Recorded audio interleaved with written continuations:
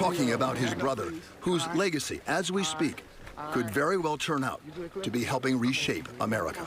The anger, the ripping up your, damaging your hometown is not the way he went. Right now, live from Cadman Plaza, Terrence Floyd leads a special tribute and memorial service for his brother George. When you spoke to him, he always wanted to motivate you, no matter what you was going through. You know, he always saw the light at the brighter side of things.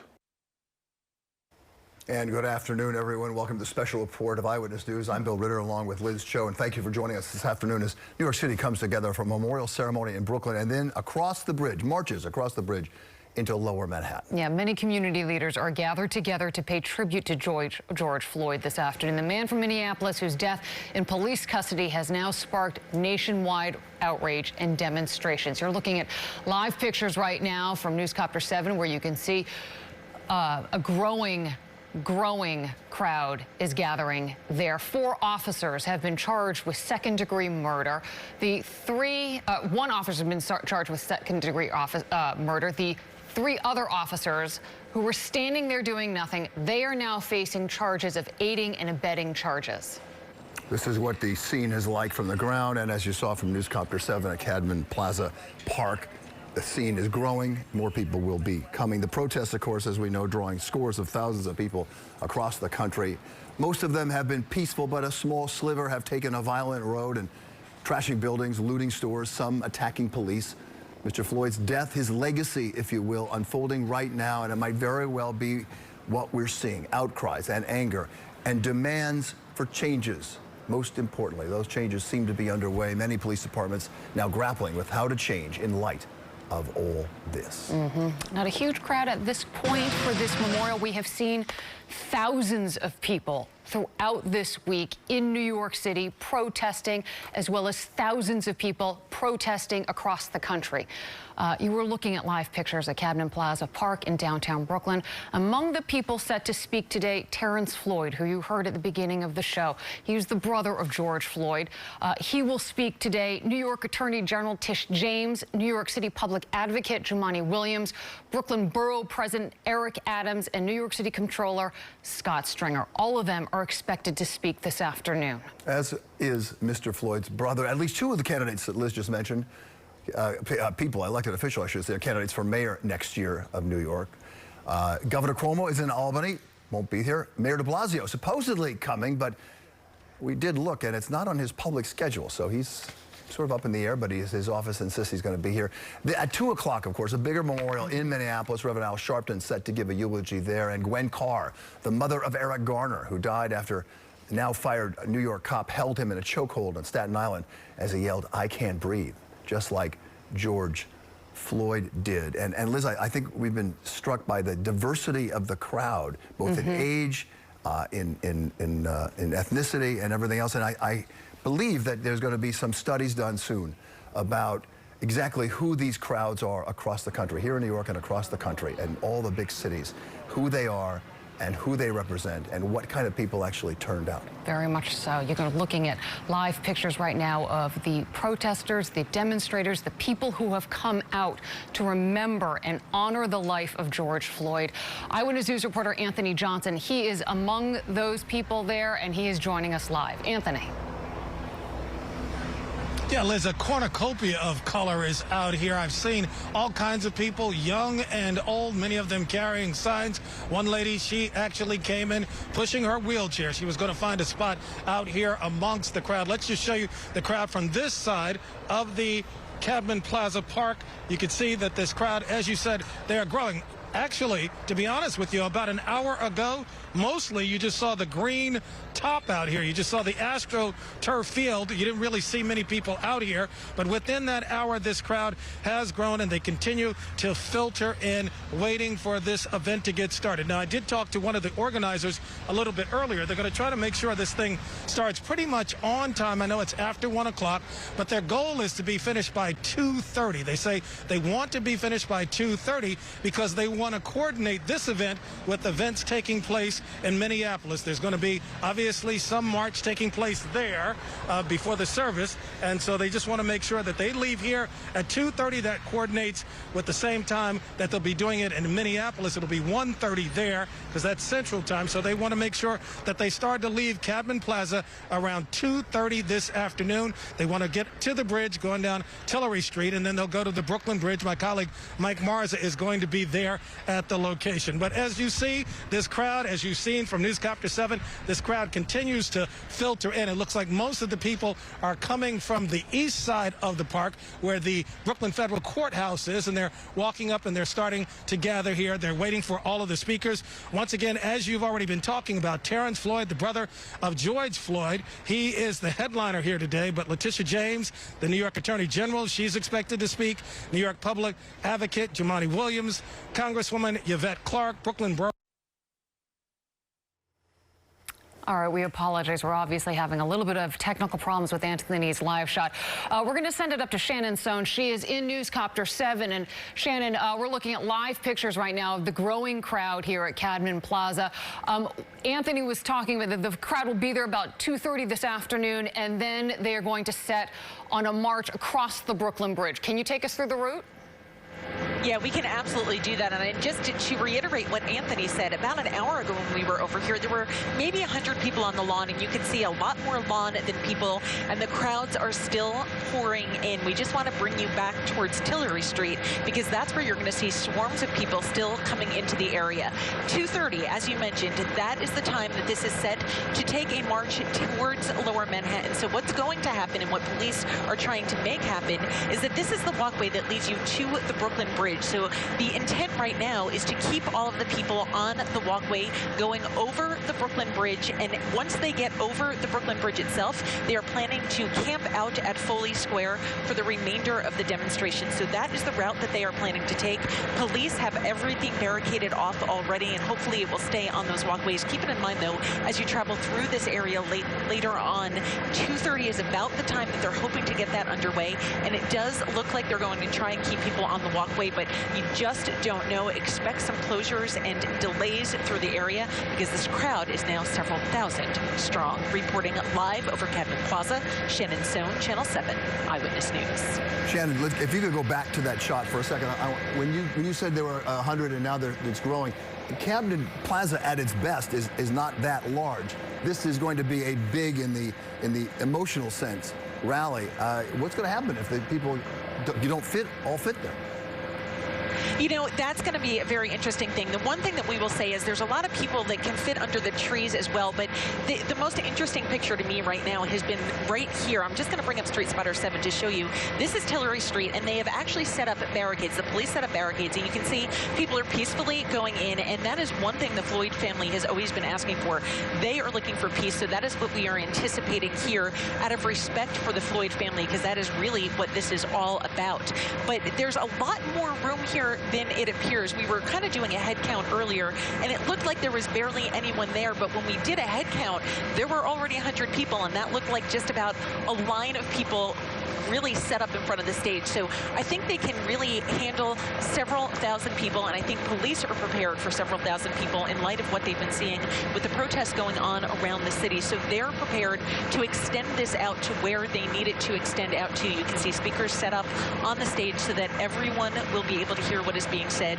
We are expecting it to be peaceful, and we are expecting police to be able to handle the crowd, even if it has to overflow past Cadman Plaza Park.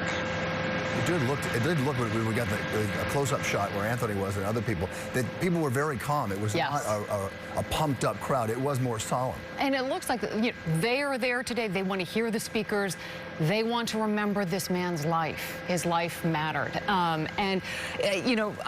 Shannon, you mentioned police. We heard Mayor de Blasio earlier today talking that he wanted last night, when there were some arrests after people had extended and stayed after the curfew, that officers had been somewhat instructed to be flexible, that if no one was looting or being violent, that they could stay. But at a certain point around 9 o'clock, police were asked to disband the crowd.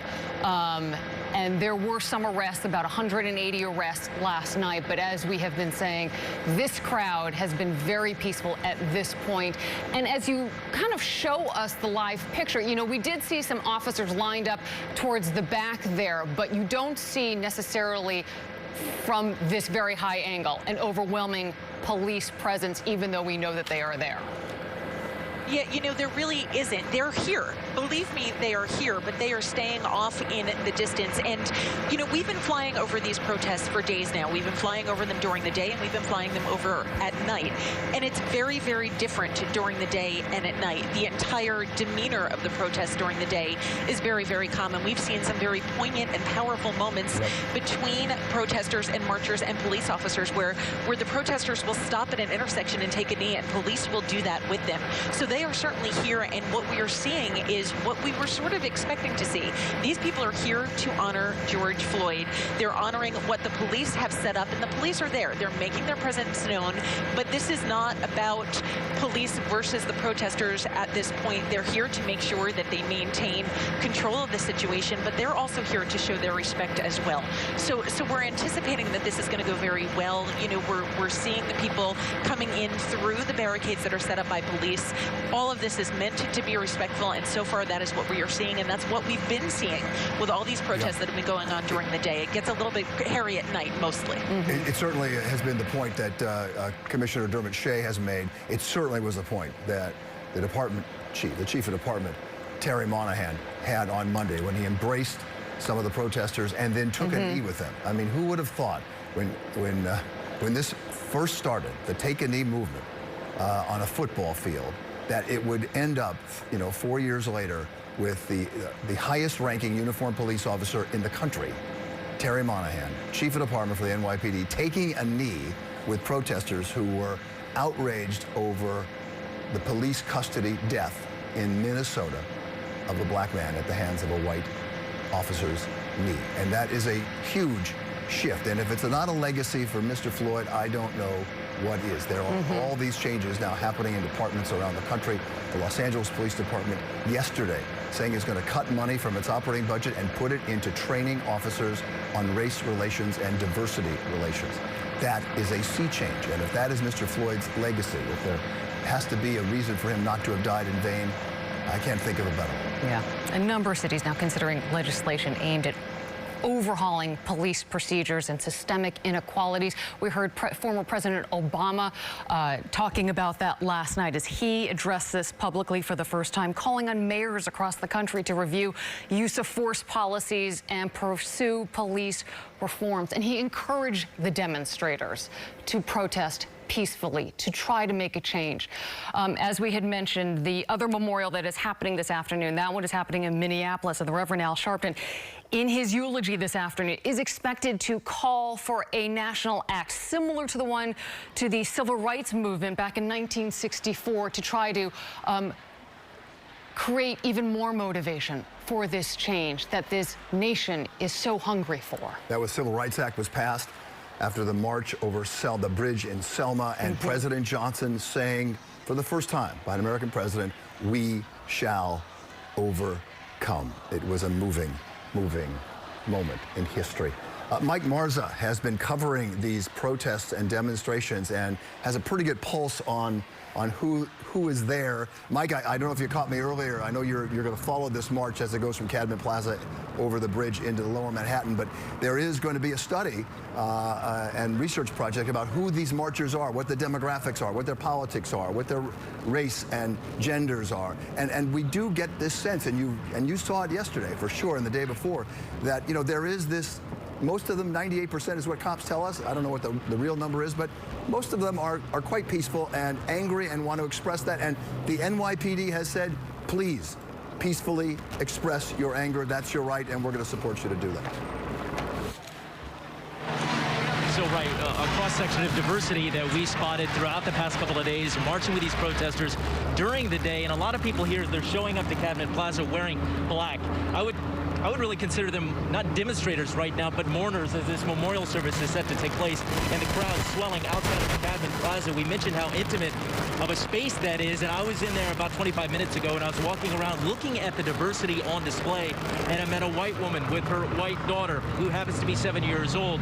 And I said, what moved you so much to bring your daughter out here? And Cheryl told me, I hope when my daughter gets older, we don't have to have memorials like this. And I know that in order for change to happen, it's going to take my voice as well, and my daughter's voice as well. She's 7 years old, and they happen to be white. They're part of this today. As you see the people enter Cadman Plaza here, the rain is beginning to fall a bit, but many people wearing black. We heard Shannon and Anthony mention police. Police are handing out masks at the entrance of this very intimate space, because we have to remember we are still in this pandemic, and so the masks are being encouraged by police to wear the mask as they're in this tight space. After that memorial that's expected to last about 90 minutes, they will march down Tillery Street here, so they'll take this exit from Cadman Plaza, march down Tillery Street, and then they'll make their way, funnel into this pedestrian walkway. What we think will be the pedestrian walkway is the route they're going to go over the Brooklyn Bridge and take that a little more than a mile trek into Lower Manhattan and Foley Square to continue their demonstrations. But as you can see over here, some of them now arriving, many wearing black. Again, mourners showing up to honor George Floyd, and people from all walks of life coming with a message, many with signs reading "Rest in Power." They do believe this could be that pivotal moment that so many for decades and decades have been echoing. As that gentleman just said, justice for George Floyd. A pretty moving moment as we have spent the past couple of days. I was with a protest group yesterday for more than 7.5 hours, and even an hour into curfew, they were still being allowed to march until finally police said enough is enough and it was time to go home. And I said, what are you going to do now? And they said, we'll be back. We'll be back tomorrow. This is not over. Bill, Liz, will send it back to you. Mike, I think you make a very good, very strong observation today that the people who are there today, they're not necessarily protesters. Like you said, they're mourners today, and you can feel a change in the mood. We saw it in their body language, Mike. Absolutely. Not only a change in the mood, but a change in, as I mentioned, the wearing black, many bringing flowers. And you see the pictures when you're inside. There's a big banner that's been unfurled there on the grass as part of this memorial, and it says R.I.P. George Floyd. So we have to remember that this man died a little more than a week ago. All of this has happened in about 10, 11 days as an officer is trying to make his way out. But all of this happened just so quickly, and it continues with so much energy. But the energy today is much more of a mournful tone as you see more people arriving wearing black, holding signs in honor of George Floyd. Liz, Bill. Okay, keep us posted, Mike. We're gonna check in with you as this event goes after the speeches, takes the march into Foley Square. Mike, thank you very much. Amid all the protests, of course, there was an incredibly powerful scene in Minneapolis this week. There were so many, but this one in particular, one of George Floyd's brothers traveled from here, Brooklyn, where he lives and is going to be today, to Minnesota. Terrence Floyd prayed at the site where his brother was killed on Monday, and he delivered a rather emotional message to the crowd that gathered around him and to a clearly rattled nation. Here is Terrence Floyd in his own words. If I'm not over here wilding out, if I'm not over here blowing up stuff, come on. If I'm not over here messing up my community, come on. Then what are y'all doing? What are y'all doing? Y'all doing nothing. Because that's not gonna bring my brother back at all. It may feel good for the moment, just like when you drink. But when it comes down, you're gonna wonder what you did. That's right. My family is a peaceful family. My family is God-fearing. Yeah, we upset. Let's do this another way. Educate yourself. Don't wait for somebody else to tell you who's who. Educate yourself and know who you're voting for. Do this peacefully. Please. My brother moved here from Houston, and I used to talk to him on the phone. He loved it here. He started driving truck. He was good. So I highly doubt. No, I don't know. I know he would not want y'all to be doing this. And I'm not saying the people here, whoever's doing it, relax. Boy, such powerful words. This killing of George Floyd at the hands of the police in Minneapolis, coming at a time when so many people are questioning how the differential between how blacks are treated and whites at the hands of police in this country, coming during the pandemic, coming at a time when so many people are hurting economically, when the economy is in shambles, and now we see this. And you can see people there who have come out to pay their respects to George Floyd, to be there. They are raising their hands now.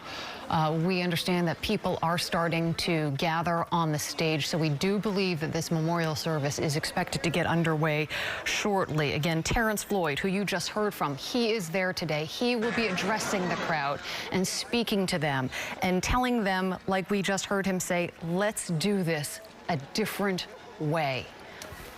People raising their hands as if they're surrendering.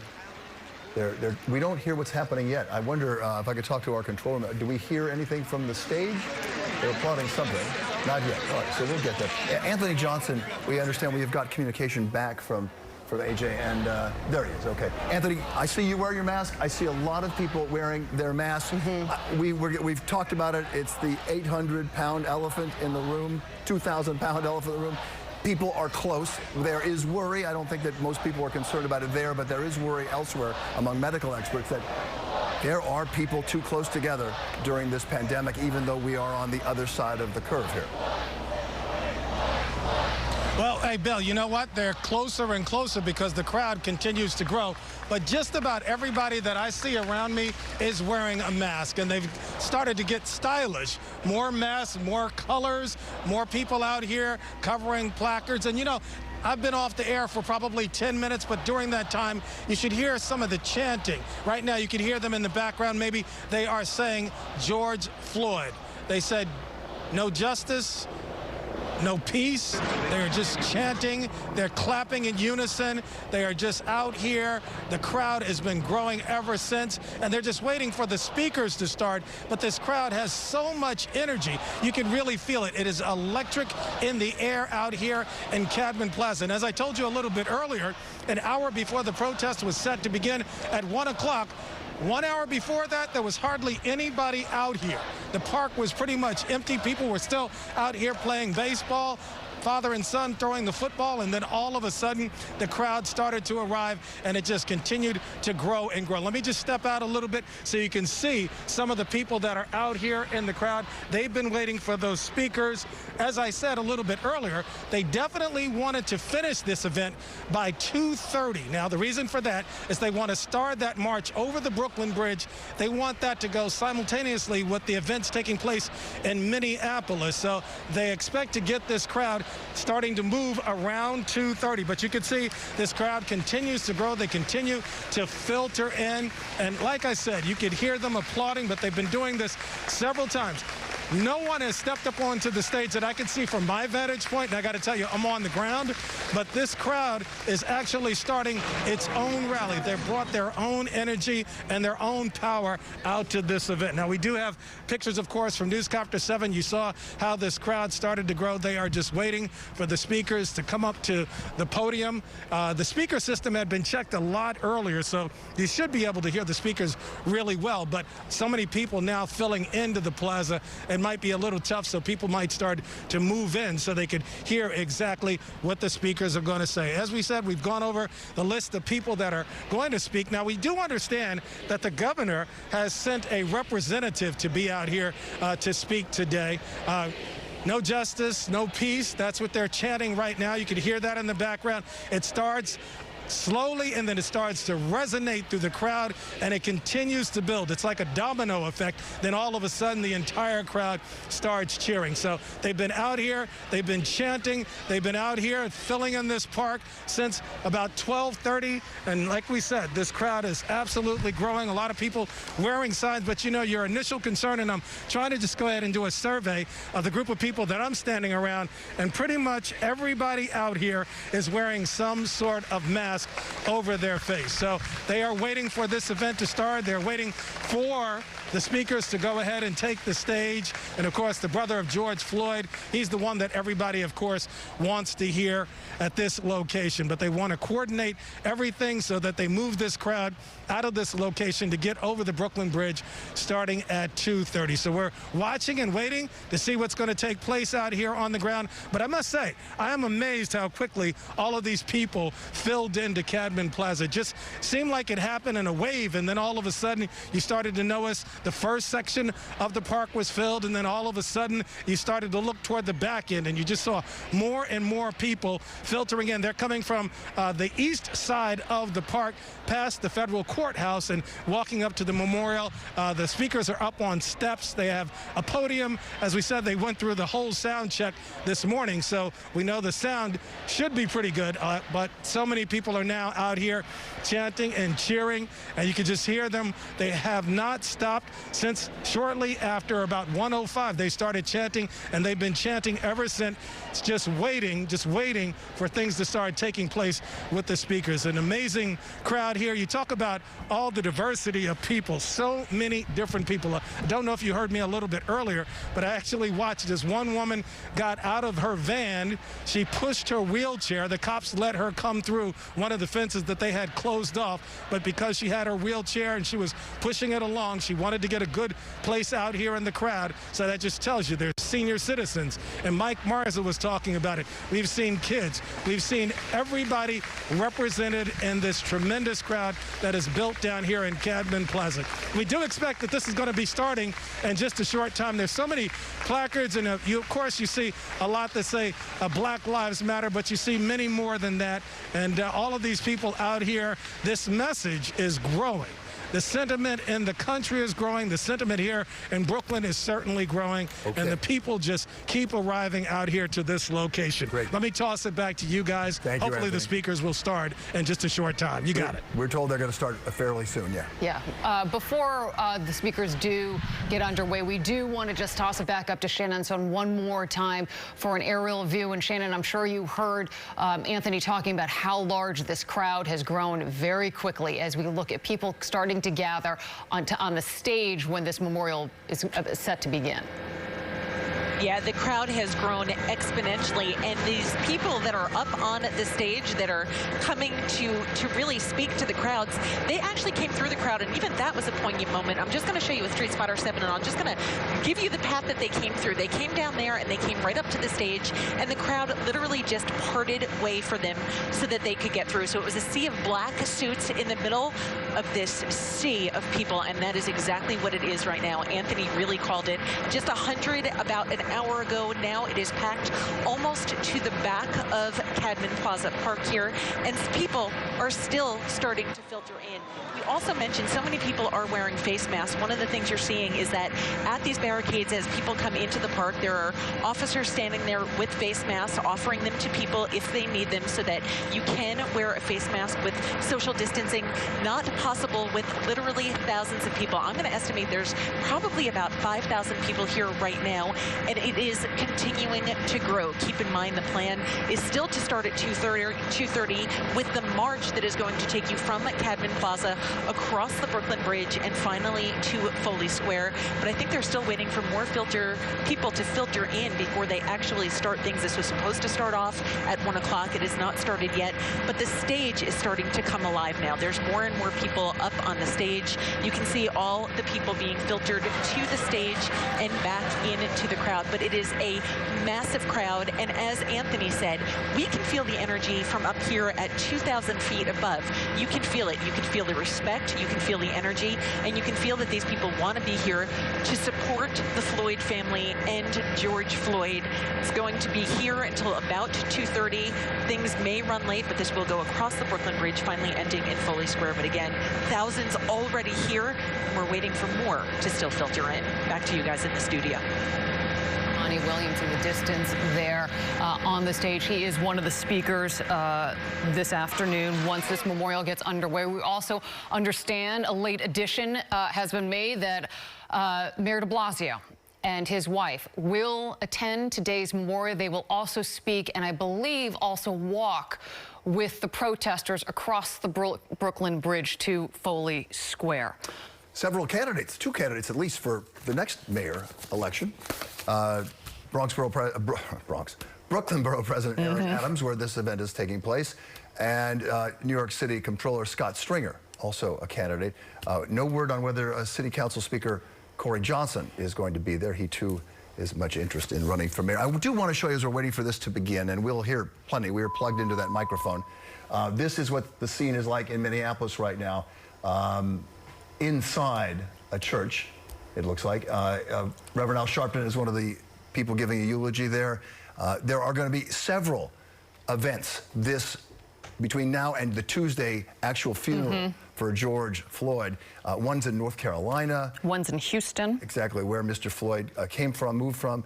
So this is a very big deal. Gwen Carr, the mother of Eric Garner, the I Can't Breathe chokehold victim from Staten Island 5 years ago. She is going to go to several of these events. The police officer was fired who did that, who put her son in a chokehold.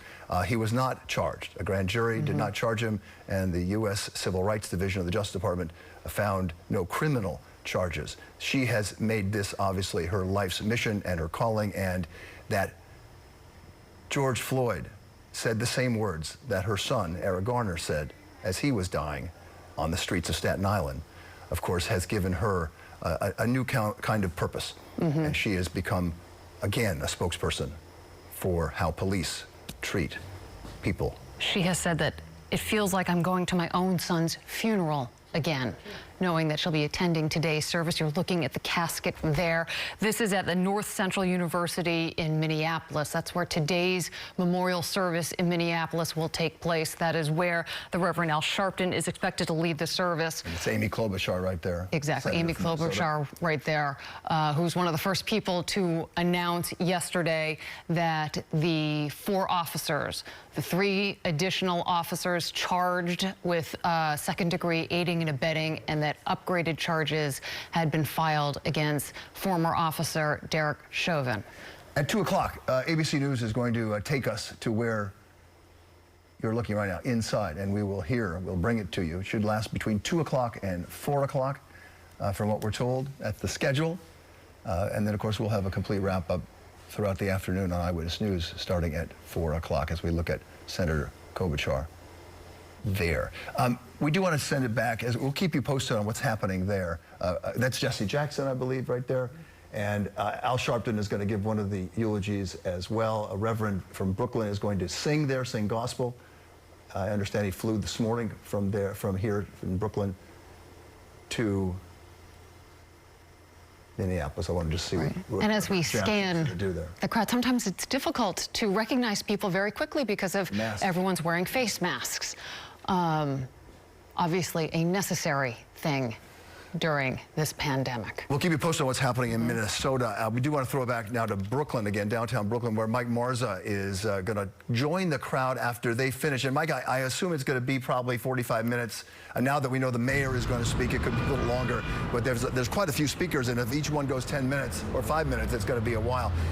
What's the scene like there? How are they going to clear the traffic there? And where do they go? Give us an indication of where you are vis-a-vis Camden Park and where they're heading. Well, it'd be interesting, Bill, because people continue to arrive. This is our view here, just a block away from Cadman Plaza, where you can see people still funneling into that, what really is an intimate space. So a lot of people will be kind of kept under those trees that Shannon had mentioned. They're still coming into this memorial service that has already been delayed a bit. And then just judging from the energy that is being captured inside with Anthony's camera, it is likely to go longer than that 2:30 time frame. But what they will do eventually is they will file out of Cadman Plaza that you see all the way down there a block away. They'll walk down Tillery Street here. Then they'll make a left and then go on to this pedestrian funnel onto the Brooklyn Bridge and walk a little more than a mile into Lower Manhattan, into Foley Square. It was raining a little bit ago, but now perhaps a sign the sky is now clearing as these marchers will make their way across the Brooklyn Bridge and continue their demonstrations. We've been following the protesters for the past week, and what we have seen is much like these people, Mike, if we can swing around, the head of the group of the marchers have these bicycles, and they will stop traffic independently. They have whistles, and they say, you know, hold up traffic, and then they'll walk through and make their way through the intersection. And then they've been being trailed by police, at least they were yesterday. So as far as the traffic aspect, the huge sector, the huge number of people that we expect, hundreds and hundreds, perhaps thousands of people coming out of Cadman Plaza, will no doubt be crossing right here at Adams to make that turn. So this will be delayed. But what the big question will be, and Shannon mentioned it, we've heard, you know, at times these protests have shut down the FDR, for instance. Will they make their way onto the vehicular lanes of the Brooklyn Bridge? That's not planned, but we'll see what happens as we make our way towards that march that is set for a little under an hour, but with all the speakers, there's a good chance that that will be delayed. Bill and Liz? It'd be interesting to see, and raise a good point. I wonder if it's going to be a little more solemn than it has been, just because of the memorial part of it and the memorial service, the funeral memorial service, not the funeral's Tuesday, but the memorial service for the official one in Minnesota. I saw something, Mike, and I wonder, you know, you've seen a lot of anecdotal stuff about how peaceful these protesters are, most of them. In front of the WABC studios the other night, someone threw a plastic water bottle at one of the cops who had shown up very quickly when the marchers came to 66th and 67th and Columbus and redirected traffic. And one of the leaders of the organization, it looked like he was a leader, came, got the bottle from the ground, opened up the water and poured it over his own head and put it in the trash can, as if to tell the cops, most of us, this is what we're going to do with this. We want water to drink, not as a weapon, and I'm making my statement. And it was quite profound that he did this. And I think that we see a lot of that kind of stuff when you see it. No, you're so right. In fact, what we saw last night is some of the protesters handing water out to the police, handing water bottles saying, hey, I know you're out here following us, kind of funneling us through these different streets. Would you like a drink of water? Because it was humid last night. We've seen that as well. And then at times, for instance, we were at the intersection of, I think it was around 45th and 9th Avenue yesterday at one of the moments where they shut down the intersection and they all took a knee and they started chanting peacefully, peacefully, peacefully. There is no doubt during the day, the 99% of the protesters have remained peaceful, and they want to keep it that way, and they reject the fact that these looters, what really are criminals, the first couple of nights of all of this unrest across the country, stole the headlines from the message that they are trying to make, that they are peaceful and they want change. And in many ways, they are relying on that relationship with the police department to affect the change. So they are rejecting any sort of unrest. And we were in front of Gracie Mansion last night where there were hundreds and hundreds of people sitting in silence for several minutes with their fist up in the air, all walks of life, right in front of Gracie Mansion. And then about 15 minutes after that moment of silence ended, there were a couple of guys that arrived with bells. And people kind of looked around like they hadn't been part of the protest. This was about the time when the curfew was about to take effect. And some of the protesters said, okay, it's time to move on, almost sensing that there was that turn that happens as the sun falls and that curfew falls. Things could take a different turn, and some of those agitators could infiltrate the group. So that's something that they've been rejecting, because, again, they want this not only to be in the memory of George Floyd, but there's so many others, the Eric Garners of the world. And they want that message to be the headline, not what we've seen with the looting and the criminal behavior that happens so often at night, at least the first couple of days, guys. Mike, I just want to call attention to the other picture that you're seeing on your screen right there. That is Cadman Plaza right now, and you can see the people who are there. We're told about 5,000 people in the park right now. You can see they are all taking a knee. There is an official game delay, if I can use that terminology. Mayor de Blasio has confirmed he's going to come and speak, and that's what's happening. He is, you know, the mayor has a lot of things that he's got a reputation for, and one of them is not necessarily timeliness. But something is happening now. Let's see if we can hear anything. We know that Anthony Johnson is there. I wonder, Anthony, can you hear us? Are we connected to you? Can you tell us what is happening inside Cadman Plaza right now? It looked like most of the people there had just taken a knee, and now folks are back up, and you can hear them chanting again. Yeah, that was a powerful moment. Yeah, Liz, that was a really powerful moment. All of a sudden, it just came like a wave. All of a sudden, people start going down on their knee, and then next thing you look out and you see the entire crowd on their knee. Many of them had fists in the air as they were out here. Once again, now they're screaming George Floyd in the background. They're still waiting for the speakers, but as we said a little bit earlier, this crowd brought its own energy out here today. They are ready for this rally, but I'll tell you what, they have already come out here and sent a message to so many people, thousands of people. You know, I'm looking at the sidewalk. There's still plenty of people out here on the sidewalk. As far as the police are concerned, they're pretty much on the outside. I'm sure they have some people on the inside here, but they're outside the barricade, just making sure the crowd continues to move along the way as they try to enter Cadman Plaza, and they're still trying to walk into the plaza at this point in time. Earlier, we were talking about the fact all these people gathered out here.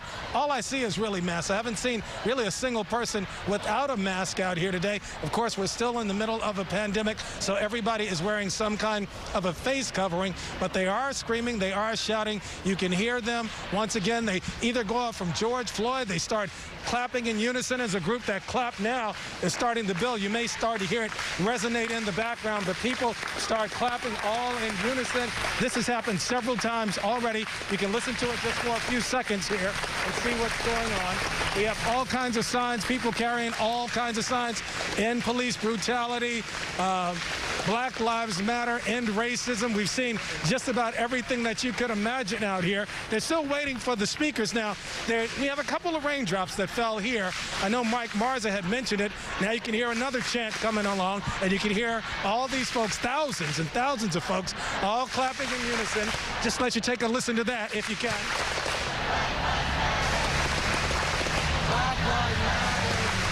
And this is what's been going on since right after 1 o'clock. As I said, they were supposed to start this thing right on time. We don't believe they're going to be able to get out of here at 2:30, and then more and more people arrive out of here. It's going to be tougher and tougher to get out of the park. But they have come here, I'm telling you, en masse, filling pretty much all of Cadman Plaza. I said this earlier. When we first got here, nobody was here, and within a 45-minute period, the park was starting to fill, and now it is virtually filled to the end. We're still waiting for the moment when the speakers start to talk. Terrence Floyd, of course, is a main speaker, and now you add the mayor and his wife. If they're going to be up here, they're waiting, of course, to speak. That's going to add even more time to this event, but people seem like they're just anxious, they're ready, they're patient, but they are very much energized. Back to you guys in the studio. Anthony, when you look across the crowd there and you look behind you, you don't see a whole lot of officers there. You're feeling that they are just on the perimeter observing. What is the feel that you're getting? Liz, that's where they are. They're on the perimeter. I'm sure I've seen a couple that look like they're kind of in the crowd, mixing in, but they're not dressed in their usual fatigues. They're just mixed in with the crowd. But pretty much they're all on the outside. There's a fence outside of Cadman Plaza Park, and they got set up barricades out there. Some people are out there, but that's where the police are. They're not moving in to this crowd in any way. They're just letting it build. They're just really trying to direct people in a certain direction and tell them to walk to the end of the park so they can enter if they want to. But at this point in time, it looks like the crowd, at least from my vantage point, is getting so deep, it'll be harder and harder to get under the main viewing area. A lot of the people are off to the side under the trees. There's a little bit of room over here, but right on the main part of the park, all of that AstroTurf is pretty packed at this point. Now, I'm at ground level, so it's really hard to see the size of the crowd, even how far back it goes. But I heard Shannon, she was talking about the fact that the crowd has filled in pretty much all the way to the end of the park. And like I said, this crowd, it's a big crowd. You know, I just want to share a little bit of a story with you if I can, Bill. You know, I worked for John Lewis, and the man who did the march in 1963, he spoke at the march, and he talked to me a lot about the crowd and the anticipation of that crowd and that day in Washington, which was a really hot, humid Washington, D.C. day, and how they watched that crowd build and build and build and bring all of the energy to the stage. And that energy actually was the thing that fueled everybody that was going to speak that day, including Dr. King. So seeing the size of this crowd, people that are going to be speaking here this afternoon. Well, that's a really good point. We are waiting for the event to begin. We are now 40 almost 44 minutes late. Mayor de Blasio, we don't know where he's going to be in the list of speakers. There are a host of people who are speaking there. Was that Tish James? You know, it's very hard. As Liz said, everyone's behind a mask, and it's very difficult to actually tell who people are. There's Jumaane Williams. Jumaane Williams, the public advocate. I think it was Attorney General James behind him just briefly. By the way, one of our viewers wrote in, and I appreciate this so much. The pastor from Brooklyn, who I said was going to sing gospel songs at the official memorial in Minneapolis starting at 2 o'clock, which you'll be able to see streaming on our website and on ABC and on ABC News as well, I believe, is gospel artist Bishop Hezekiah Walker. He is pastor of Love Fellowship Tabernacle in Brooklyn. So thank you for that from a viewer who wrote in and said, here is his name, and I appreciate that. That's very nice. And while we wait for this memorial here in Brooklyn to get underway, there is another memorial in Minneapolis that is also preparing to get underway. You're looking at live pictures there of that one. This is in Minneapolis at the North Central University at a large sanctuary there. That is Senator Amy Klobuchar there behind the blue bandana face covering. And the mayor of Minneapolis, yes, who has been, I think a lot of people would say, remarkable in all of this. He was roundly criticized by President Trump at the beginning, less so now. We got to see a lot of people there. I think that's Reverend Jesse Jackson who's walking away. You can see people gathering, but within the middle of those people is the casket of George Floyd. And occasionally we have seen people come up, touch the casket, pay their respects. Today, we are expecting Reverend Al Sharpton to lead this service. There they are. There's the mayor. And Jesse Jackson. Jesse Jackson. Everyone talking behind masks because people are within close quarters. The man next to Reverend Jackson is not. He's not. No. So these two memorials will now happen simultaneously. The one in Brooklyn, which is running about 46 minutes late now. And after that memorial and the speakers, there will then be a march to Foley Square from Cadman Plaza at 2 o'clock. This memorial service will get underway, and that will happen in an ABC News special report. So you will be able to see that one as well. People had wanted charges brought against all the officers who were involved that day, and those charges now, as of yesterday, are now on the table. The charge against the police officer who put his knee on George Floyd's neck for 8 minutes and 46 seconds. The last 3 minutes of that, he was unresponsive. He has been now charged with second-degree murder. And the 3 police officers who stood there and did nothing but watch have now been charged with aiding and abetting second-degree murder. And you have to wonder what it's going to do going forward now that these charges have been filed, to the spirit of this crowd, the call for reform, the call for justice, the call for changes, substantial changes in the way we do things in this country. Benjamin Crump, who represents the family, said yesterday that these charges, they are what this family wanted, but they are bittersweet, that they're a significant step forward in the road to justice, but they are also mourning George Floyd, the man that they loved so dearly, father. And today, as Mike Marza was saying, that the mood has dramatically changed, that the people who are attending, and there are 5,000 strong in Brooklyn at Cadman Park Plaza, that they today are mourners. There to pay their respects to the man who was killed in an awful way. And you were looking at both of the memorial services, the one on the left there, that is the one that is in Brooklyn, where we are waiting for the speakers to arrive. We have seen some of them there. We are also waiting for Mayor de Blasio and his wife.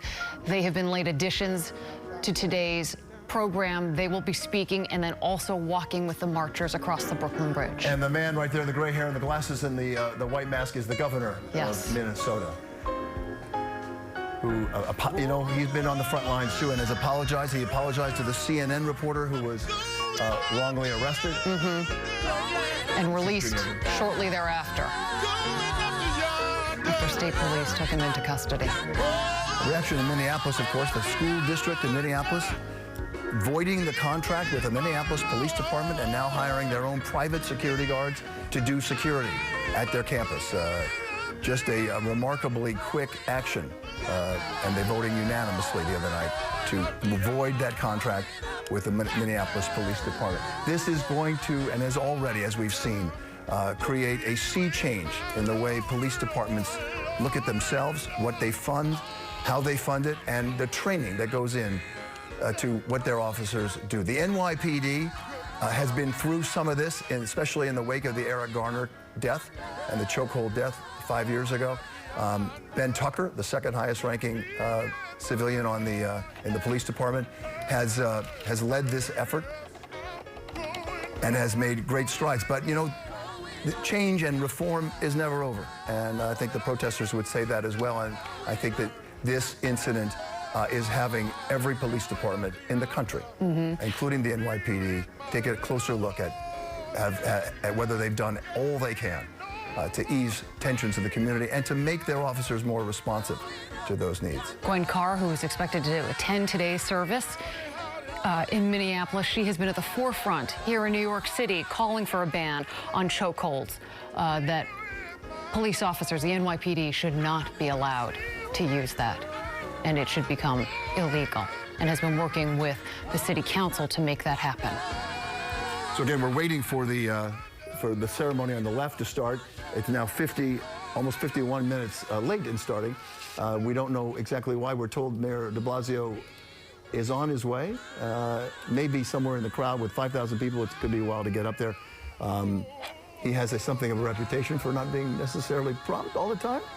And maybe we're seeing some of that, but it's gonna be a split screen kind of afternoon. Again, ABC News is gonna take this memorial. We're gonna see where we are, and it's gonna be a kind of game time decision about what happens. But regardless, you're gonna see, and there is the mayor right there along with the First Lady. So they are there, and we anticipate that you'll hear us talking less and the speakers talking more any moment. Is Anthony still down there? Yes, you are. Yes, okay. I am. So I'm going to interrupt when we hear that they're going to start to speak, Anthony, but just tell us exactly. There's more noise. There's no question about that. Well, I know the mayor must be here because I heard a crowd booing. That's the first time that we've... No, he's there. We saw him. He's on the stage. Long, that all of a sudden the crowd started to boo because it has been nothing but cheers out here, clapping, chanting George Floyd, no justice, no peace, everybody in unison. We've been talking about the energy this crowd has. There doesn't have to be a rally. There doesn't really have to be a lot of speakers out here because this crowd knows exactly why they are out here, what the purpose of this demonstration is. It has been peaceful, it is loud, and it is large, and they're all gathered out here waiting to participate and listening to the speakers and then taking off from here and walking across the Brooklyn Bridge. So we anticipate that the speakers will come up pretty soon. We always have trouble with these mats when we're talking, but we anticipate that the speakers will hit pretty soon. There's no way, I can tell you right now, I can predict it, maybe I can even bet on it. There's no way that they'll get to the bridge at 2:30. The organizers said they promised they wanted to get there unless they keep these speakers down to a minute or two. But at this point in time, I don't see that happening. We do expect those speakers to start talking in just a few moments, but once again, we expected them to start talking shortly after 1 o'clock, so we'll just wait and see. I know there was talk of possible rain delay. I heard you say that, Bill. It just sprinkled here in Cadman Plaza, so I don't understand what the delay is. We heard them check the sound system much earlier. It sounded really, really good, so we're just waiting to hear somebody start speaking up there. I did see one police officer walking through the crowd. Now, we had asked about that a little bit earlier. As I said, the police officers, the uniform officers, they're outside the crowd. They're on the other side of the barricade. They're just letting this crowd grow and grow and grow.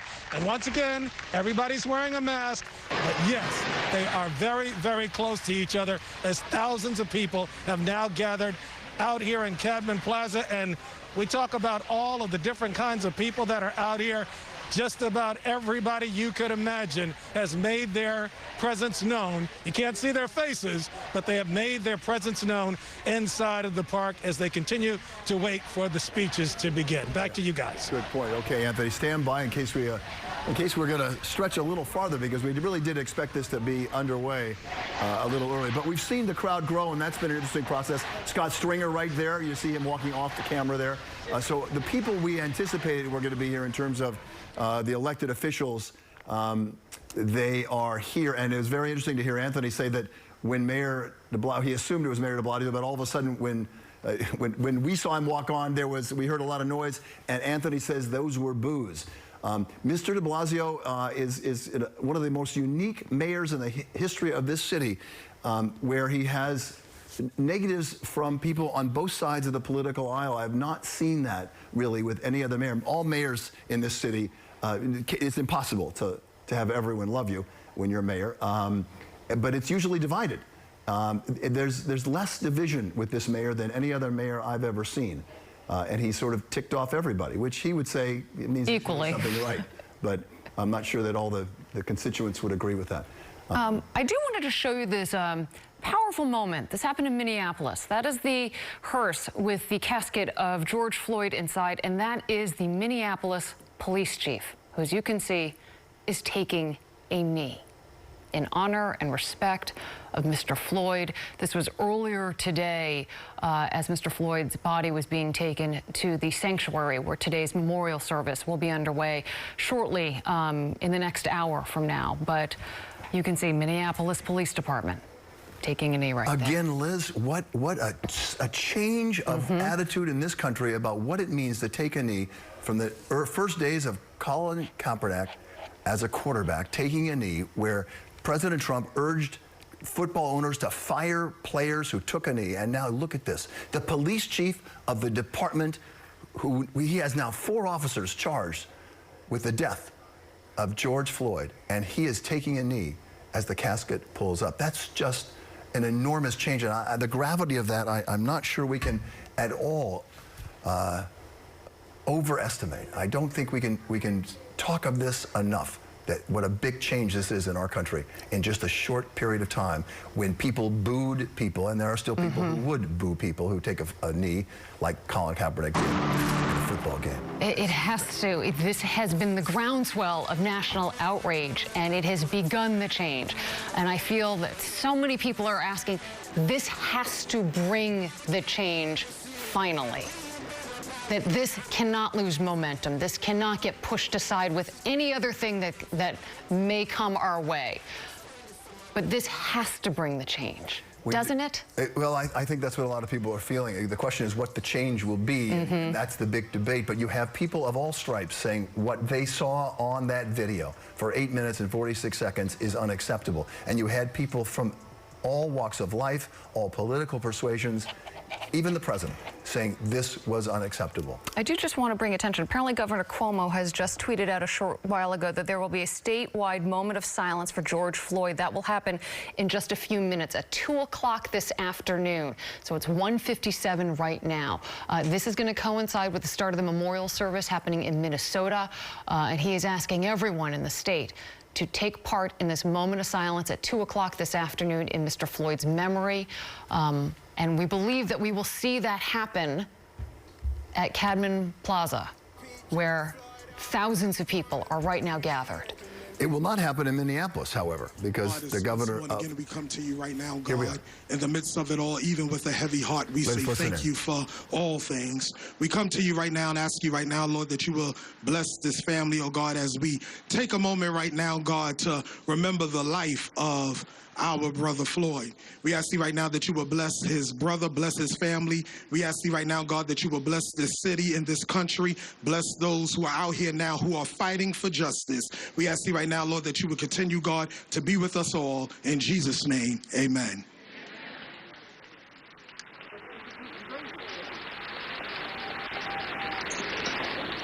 At this time, we will now be favored with Pastor David Wright and New York Fellowship Choir. Let's receive them as they come.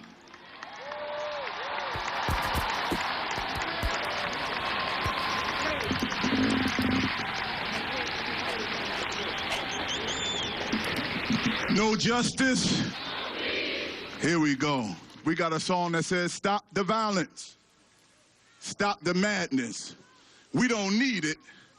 Let it go. Come on, we got a track and it's gonna start right now.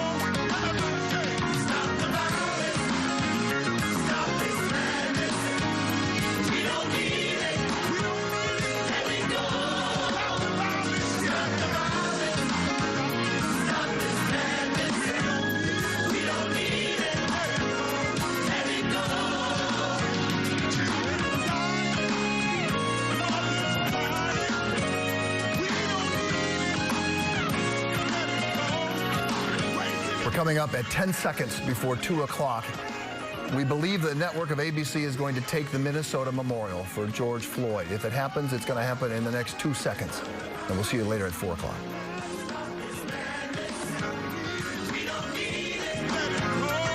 We're going to take the network right now. This is an ABC News special report.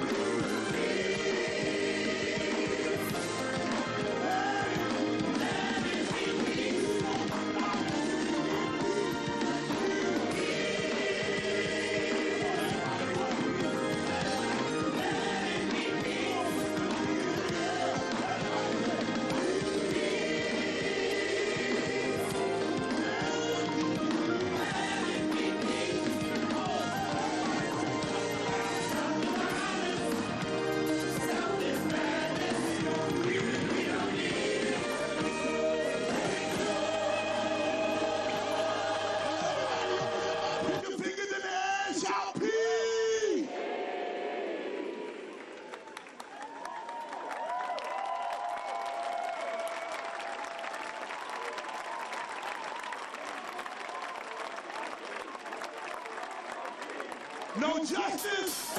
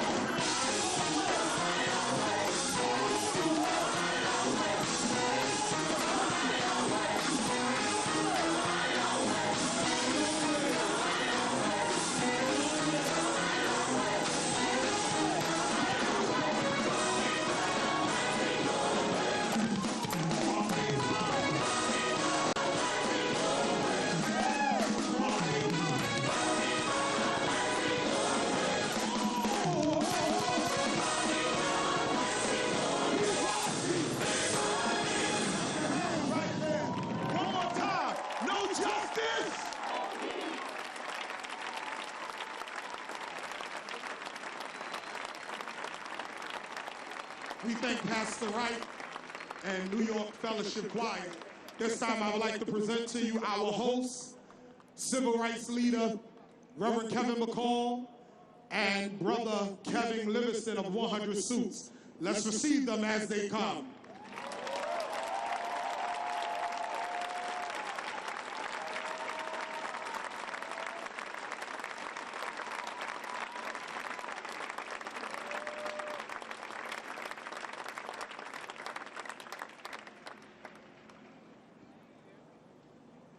No justice! No justice! Peace on the left, justice on the right. Peace on the left, peace on the left, peace on the left. We are here today to pay homage to the life and the legacy of George Floyd. Say his name. Say his name. Say his name. Say his name. Say his name. In that same image, we must respect George Floyd. You must respect the family of George Floyd.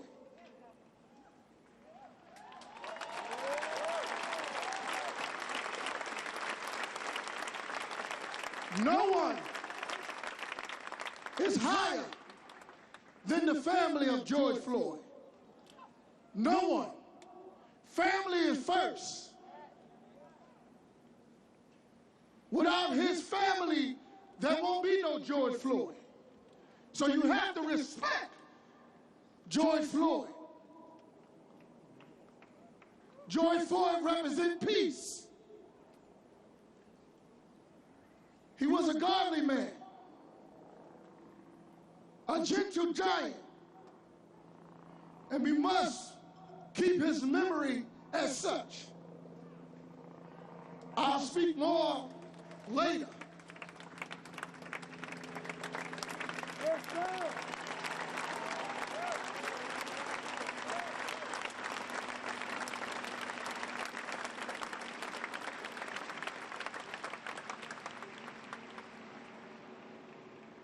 To that regard, the speaker that you will hear next, I want you to respect by not booing. I want you to respect because that's the memory of George Floyd. That's what George Floyd would want. He would not be booing. So respect George Floyd.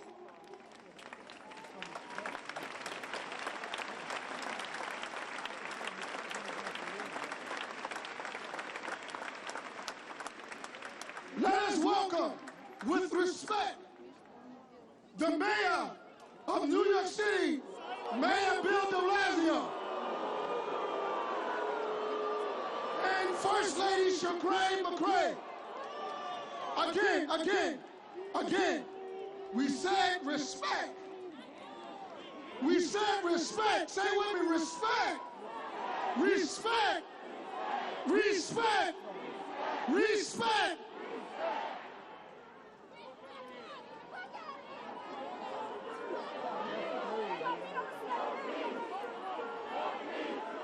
No justice. Power to the people.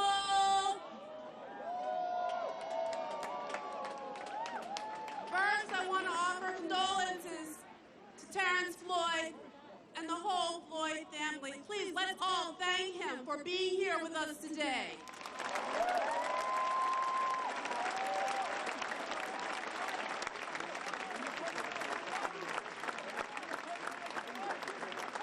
No family should have to endure what this family has endured. Our country is in need of a rebirth, and birth is painful. Millions of mothers, millions of mothers like me share fear for the lives of our children. we feel for their lives, and we also fear for their ability to live with dignity.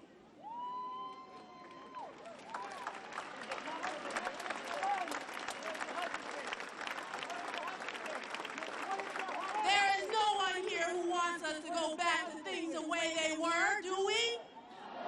Do we? Do we? I don't want that. We have so much we need to do going forward, but we have the power. Look at all of you. Look at all of us.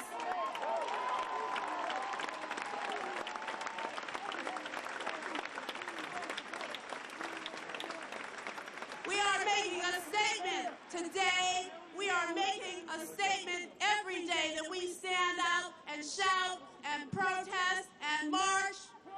We have power that we didn't even know we had. Black Lives Matter. Black Lives Matter. Black Lives Matter. Black Lives Matter.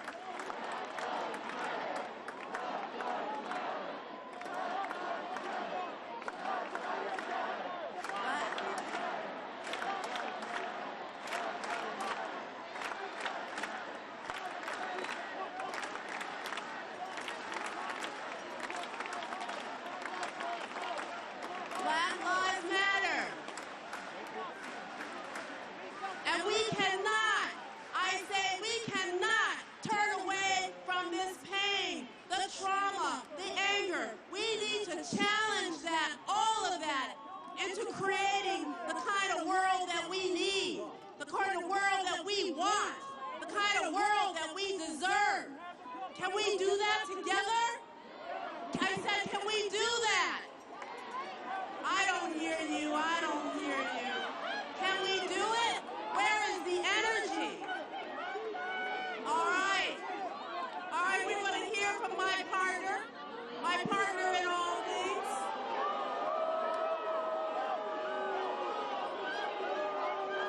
And I ask you to give him the same respect that you give him me.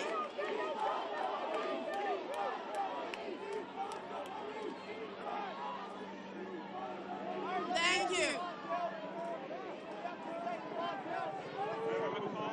Thank you.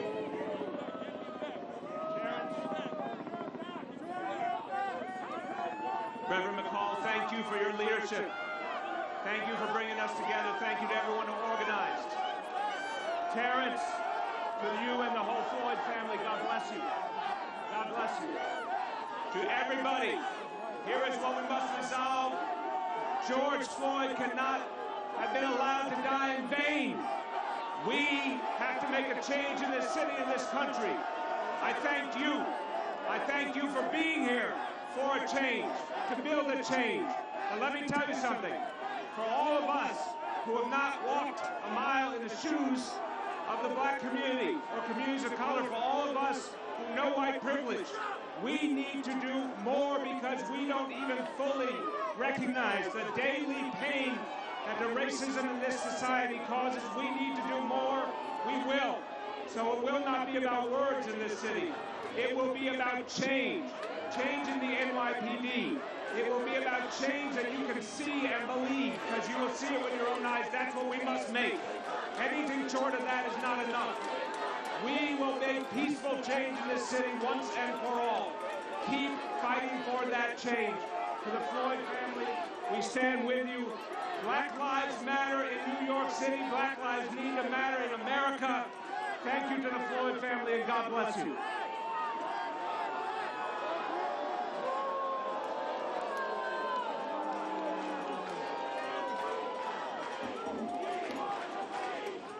Say his name. Say his name. Say his name. Put your black fist up in the air. Say his name. Say his name. Let's remember why we're here. Let's remember why we're here. I'm here to support my brother, Terrence, whose brother is George Floyd. We're here to support him and his family at his time. It is not about us. It is about supporting the family.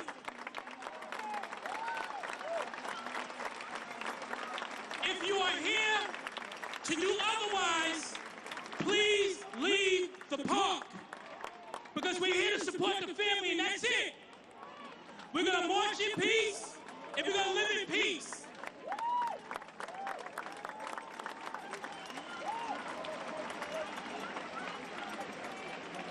I would like to bring up our next speaker. She is a warrior fighter for our community. We're very proud of her. Give it up for Brooklyn's own, our Attorney General, Letitia James.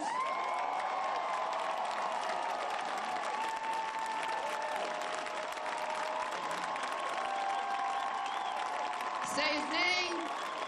Say his name. Say his name. Say his name.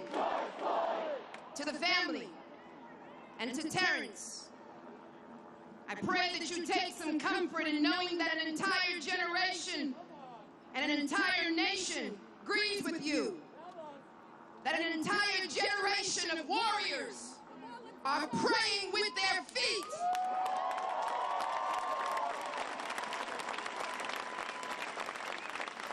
Please know, Terrence, that as we struggle for justice, that you and your family are not alone, that righteousness and our God are with you, that the cries for justice and change is now being heard all across this nation.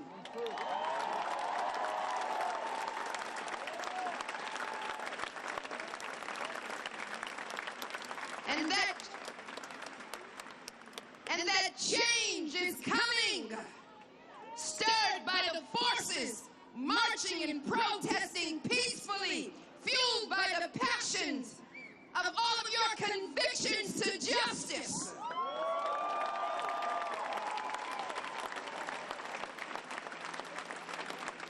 All of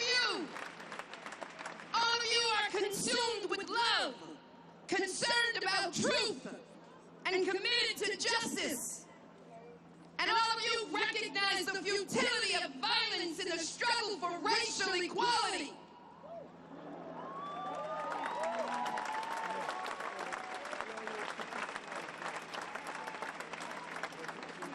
And so we march and we pray that the spark that ignited the fires of change that have always simmered but have never fully flamed throughout our nation's history burn bright in the hearts of all of you who believe in God's love for one another, that all of us are part of one human family and we're all of God's children.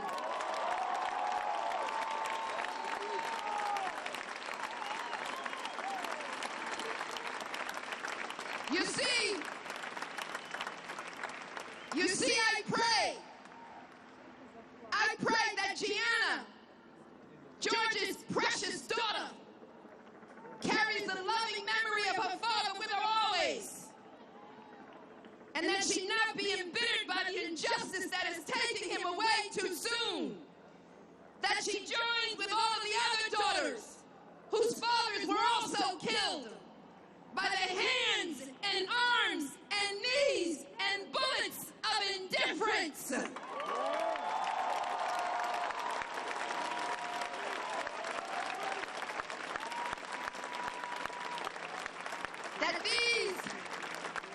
That my little sisters, these daughters of the movement, grow to add their own loving light to the fire of freedom and equality and justice and fundamental human rights for all people. You see, let us be reminded today of Dr. King, reminded that he once said that power is the strength required to bring about social, political, and economic change. That power at its best is love, implementing the demands of justice. And justice at its best is correcting everything and everybody who stands in our way.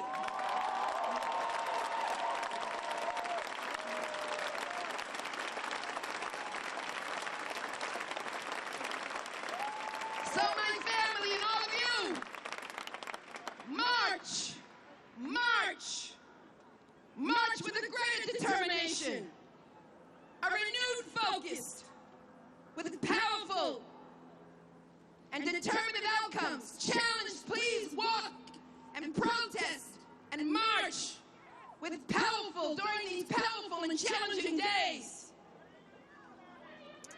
All of us must be committed to crossing every bridge that would divide us, connecting us to a bright new day.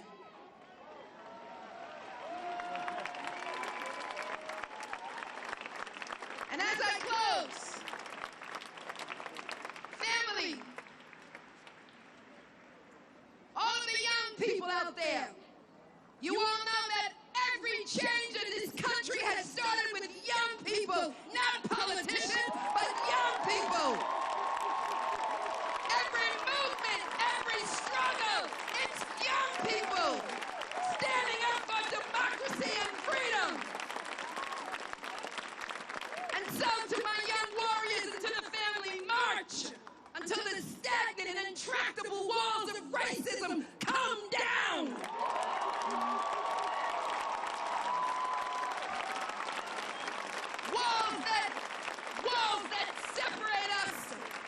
Walls that separate us must be crushed to the ground by the forces of love and justice. So march, family, march, Terrence, march, all of you, and march, because when we march, we will see George on the other side of the mountain. Amen.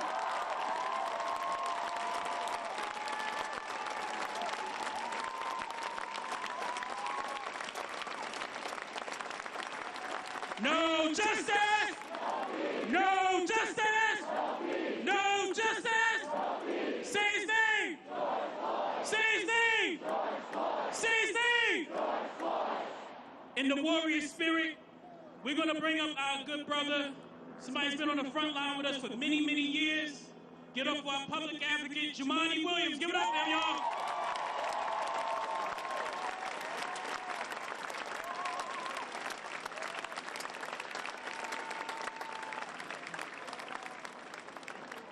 Peace and blessings, everybody, love and light.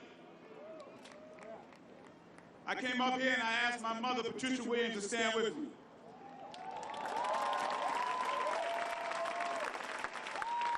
I've been marching with my mother for a long time. I remember 2000, we marched for Patrick Dorismond. I remember my mother buying me the little black book to tell me how to get through encounters with police officers. And so I'm proud that my mother can stand here with me, see me trying my best to push forward all the things she instilled with me when I was young, and I wanted to publicly say thank you.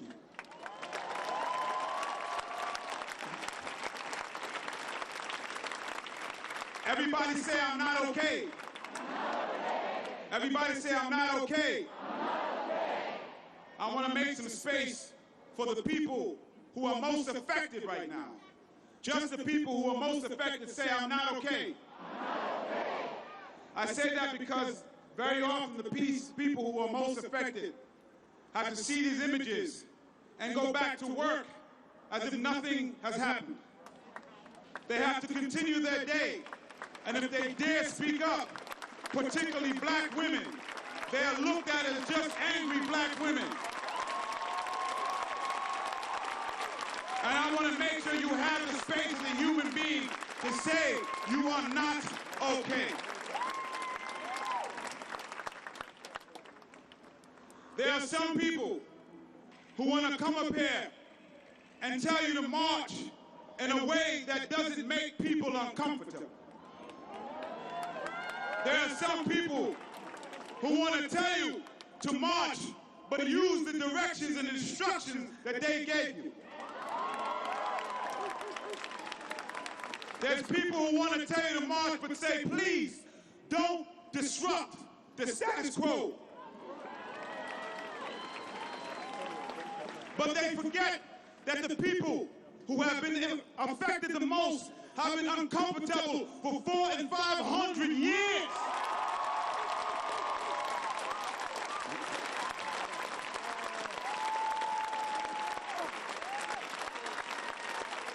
saying if one person is comfortable, we all should be comfortable. But if one person isn't, we all shouldn't rest. The cry has been and always will be no justice, no peace. You are immorally inept if you ask for peace without justice.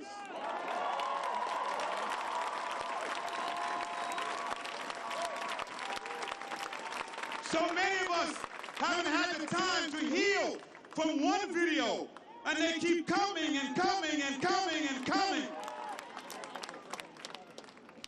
And I got to remind you, and I know we're here for the brother George Floyd, and I thank you, peace and blessings to our brother.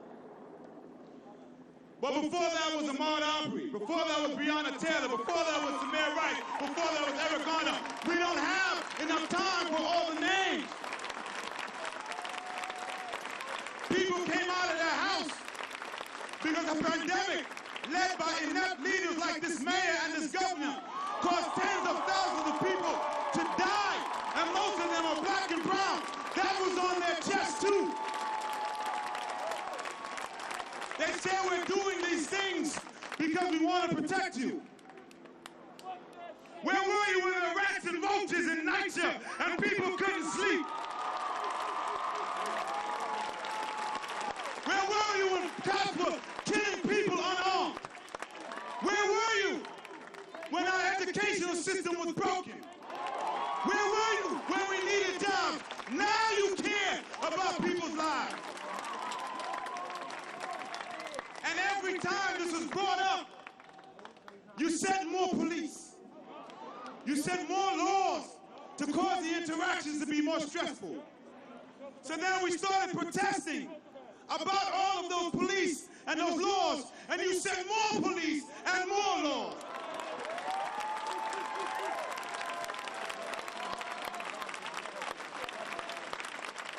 I hear the mayor and the governor saying we have to do what we have to do to protect property. We want to make sure we protect property. The governor, Golden, the mayor, they're not doing what they need to do to protect property. I want to say this as a citywide elected official. We must protect property. We must make sure people feel safe. But where is the same energy for black lives? Why are you not saying we have to do everything we can to protect black lives? Why are you not saying, here is the plan that I have, because black lives are not mattering in New York City, in New York State, in this country? Where is that leadership?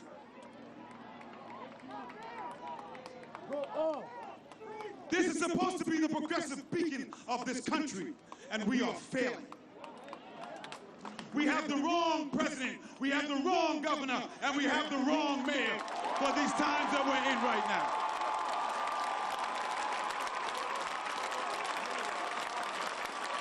I thank all of you who are here in the best tradition of Kingian nonviolence, but don't confuse nonviolence with not disrupting the status quo that exists.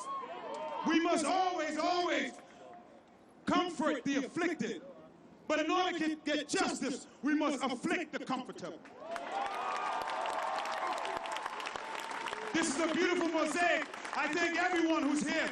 Black, white, Asian, Muslim, Jewish, Christian, screaming out, Black Lives Matter. Thank you so much.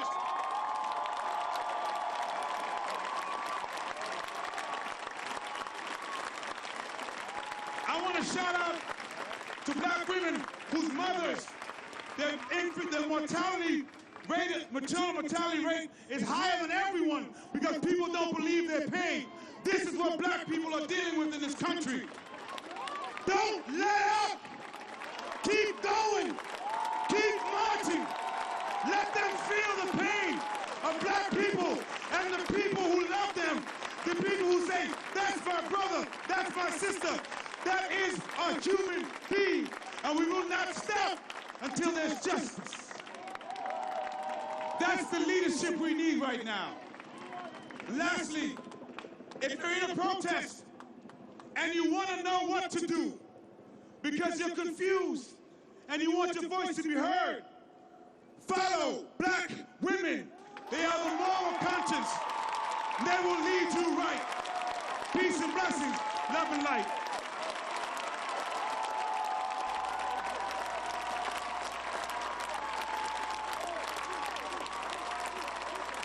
No justice! No justice! No justice! Peace on the land! Come on, y'all got to get it together. We about to march. Peace on the land! Peace on the land! Peace on the land! Peace on the land! Peace on the land! All right. We are moving swiftly, but we have here today members of Congress. They will come up together. Congressman Hakeem Jeffries, Congresswoman Yvette Clark, Congresswoman Lilia Velasquez.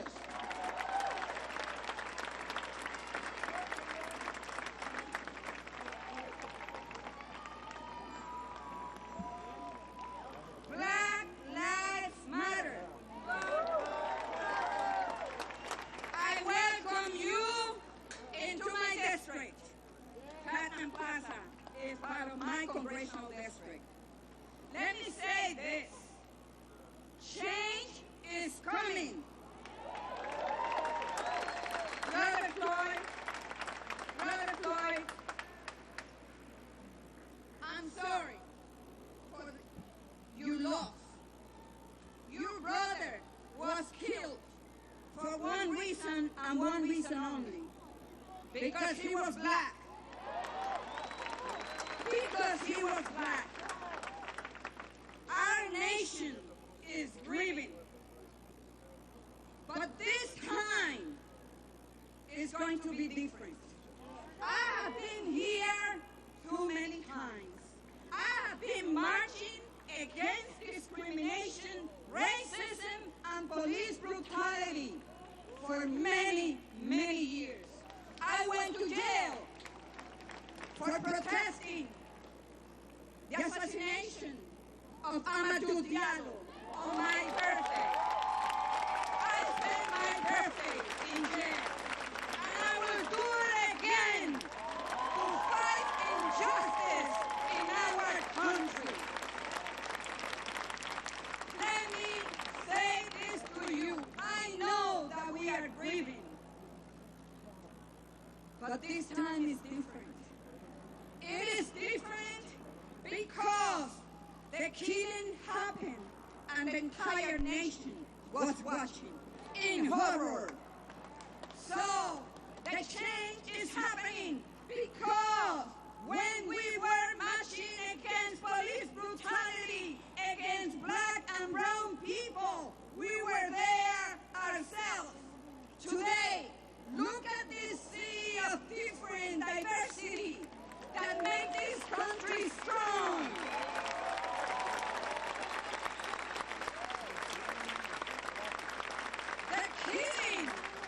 The killing of George Taylor rocked our nation. But it's not enough to march.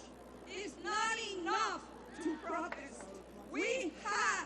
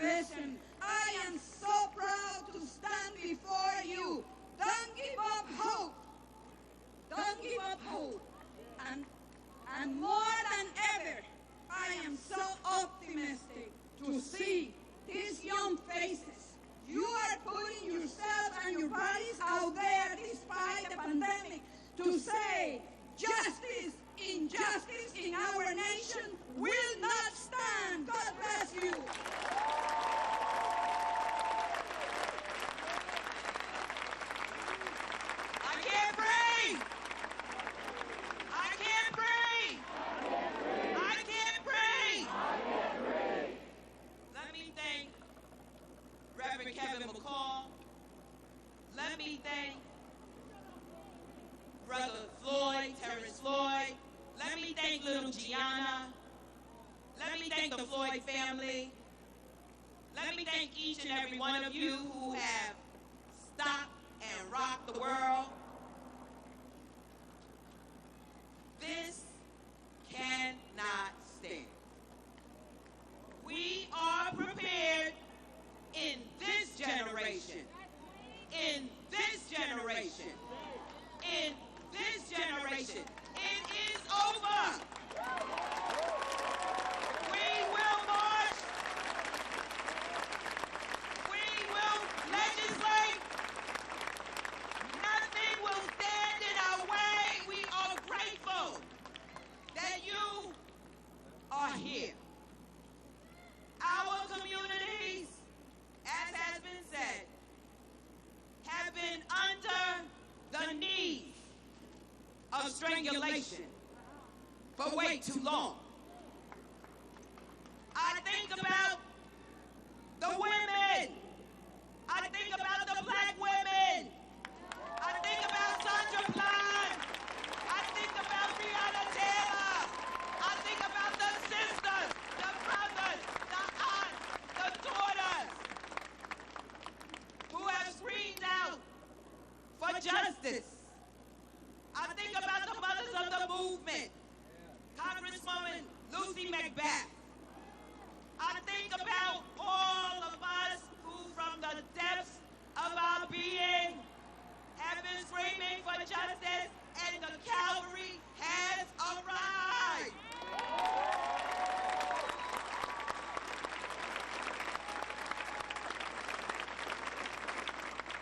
As we march, let us remember to stay focused on justice.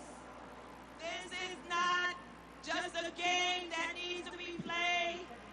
This is about the very fabric of who we are as a nation. It is time to turn the page. There is no democracy without justice. There is no democracy without peace. And when we say no justice, no peace, we mean no justice, no peace. God bless you.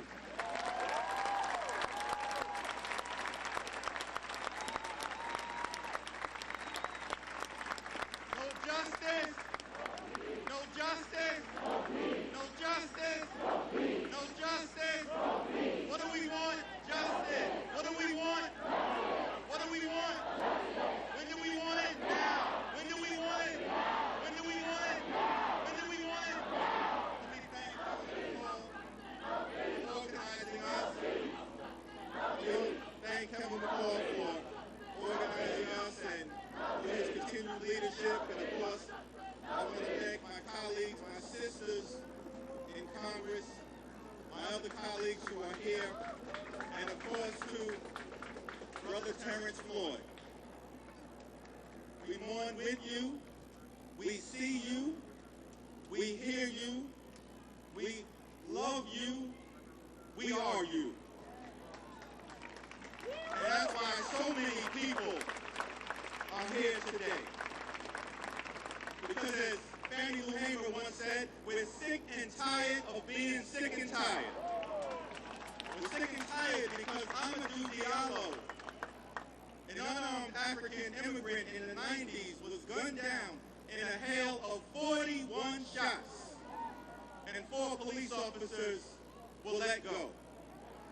We're sick and tired because Sean Bell, on the eve of his wedding day, was gunned down, an unarmed black man with 50 shots, and 5 officers were let go.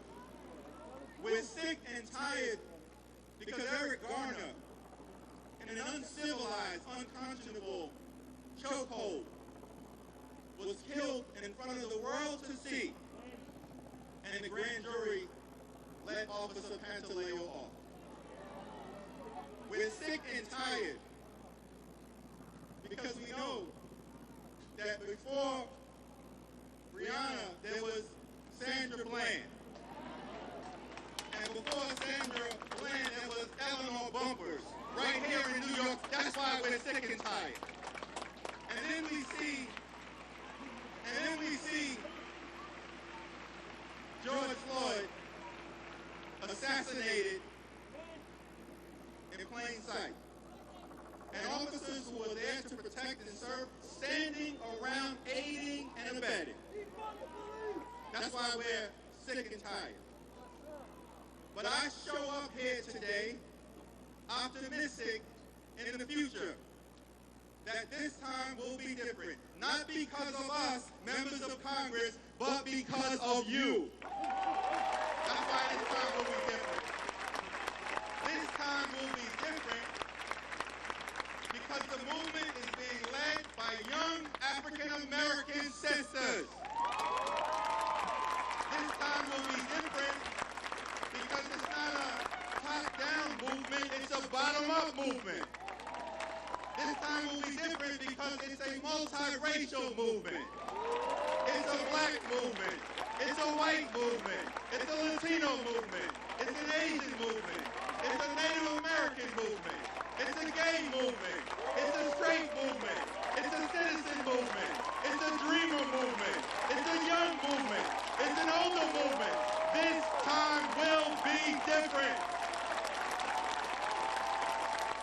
Not because of us, but because of you. It's going to be different because after 401 years of systematic racism, it's time to change. It's going to be different because we're still living with the legacy of slavery and Jim Crow in America. It's going to be different because we're tired of police abuse. It's going to be different because we're tired of police violence. It's going to be different because we're tired of police brutality. It's going to be different because you have come together, the gorgeous mosaic of the American people, to make it clear that we're going to shake the conscience of America no matter what it takes.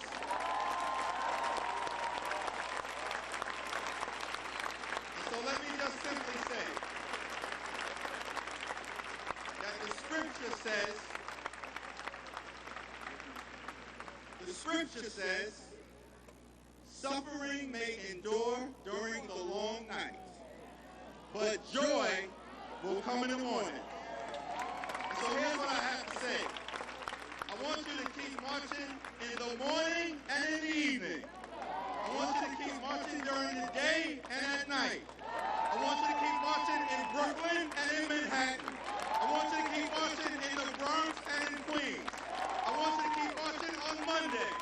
Keep marching on Tuesday. Keep marching on Wednesday. Keep marching on Thursday.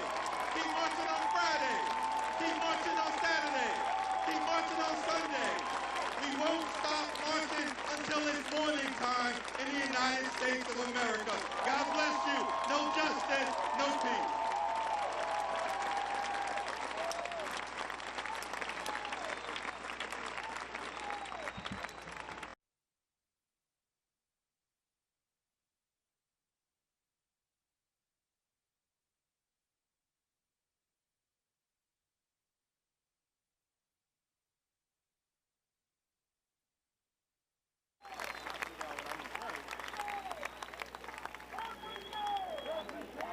Say his name! Say his name! Say his name! Why are we here? Why are we here? Why are we here? Make sure we're all on the same page. Now, I have the honor of bringing up the next, why we're here, right? Because this brother, I want you guys to put up your fists since we were in elementary school. Put up your fists, because we're all here in solidarity. We're all here to celebrate the memory of George Floyd. We're all here to bring positive vibes and keep his name in his mouth of anybody who's there to do systemic oppression to the people who represent our community. We are one. We are George Floyd. We are George Floyd. We are George Floyd. So I want you guys to give a very warm welcome to my friend and the reason why we're here, Terrence Floyd, the brother of George Floyd.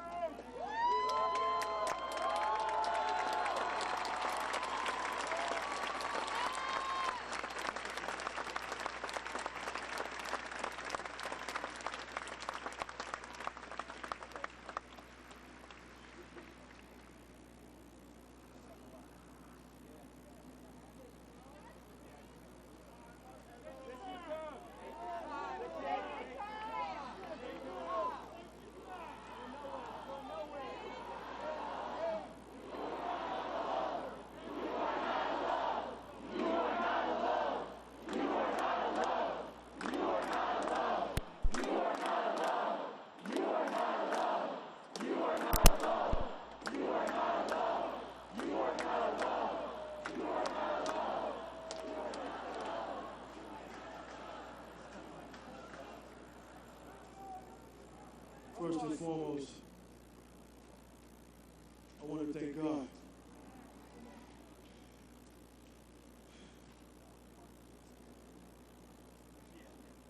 I was mad, I was upset, but I want to thank God. It wasn't his fault. It was his purpose. It was his will.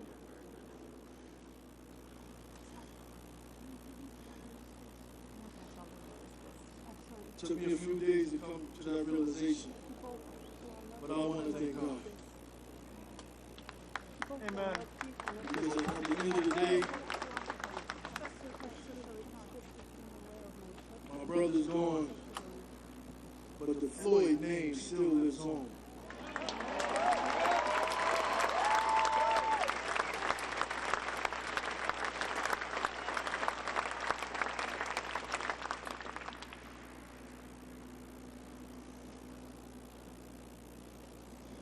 I'm here in Brooklyn, from Brooklyn.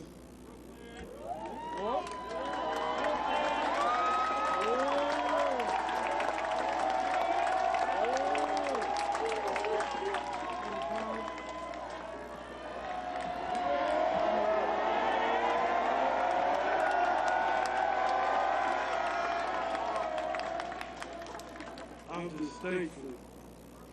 I'm thankful. I hear about the memorials going on in Minnesota. I hear about, I got a call from a friend. He's in Australia. He said it's a movement going on over there. I hear it all going on over the world. But I feel so good knowing that my borough,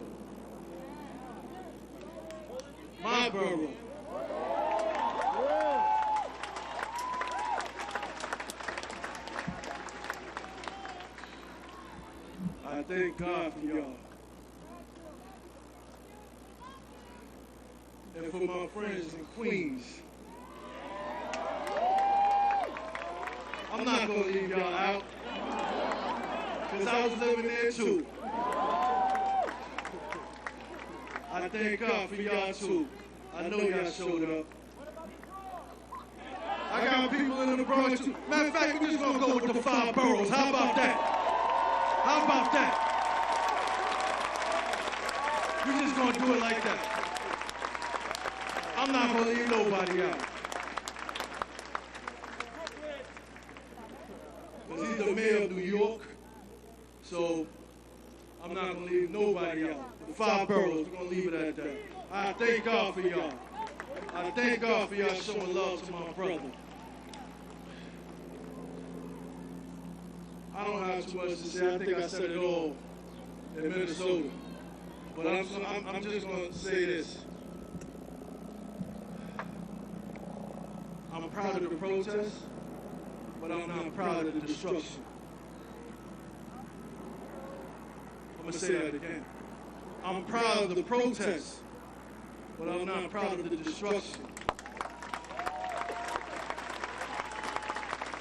My brother wasn't about that.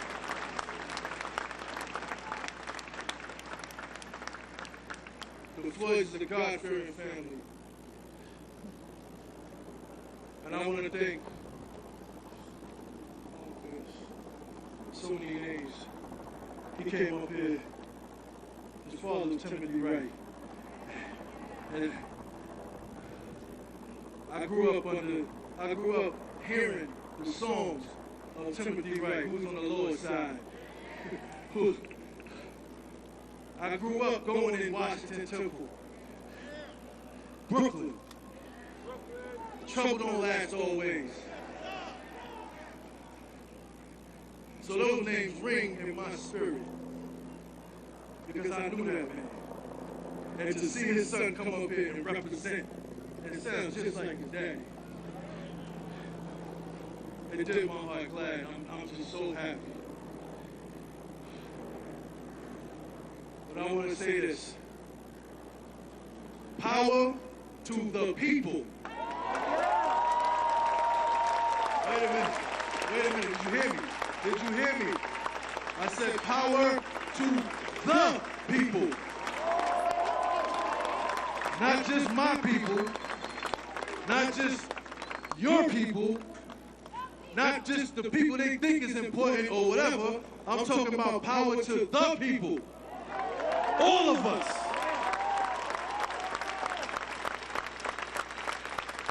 Peace on the left.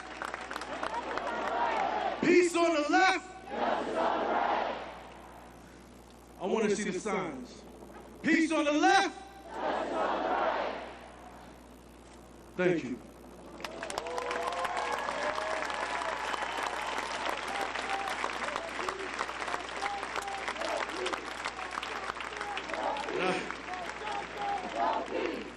I have a request. I don't want to take too much time.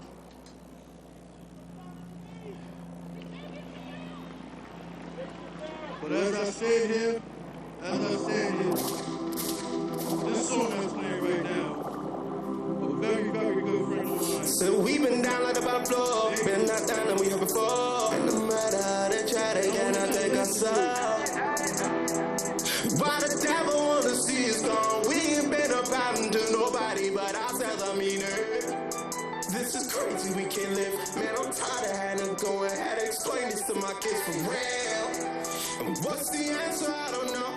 But I only know one thing, and that's for sure. This really feels like war.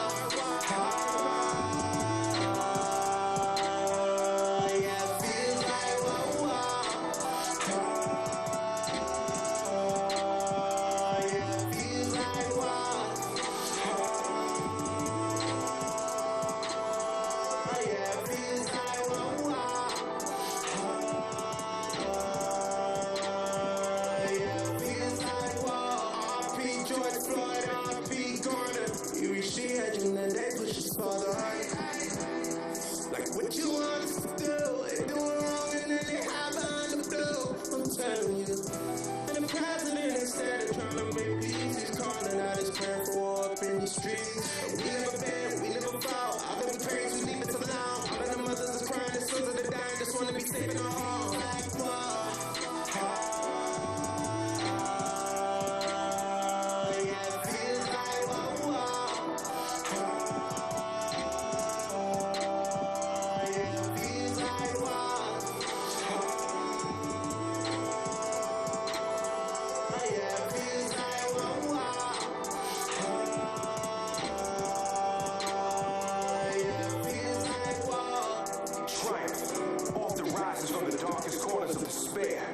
Today we lift our voices in honor to the many brothers and sisters that we've lost over the years to injustice and racism.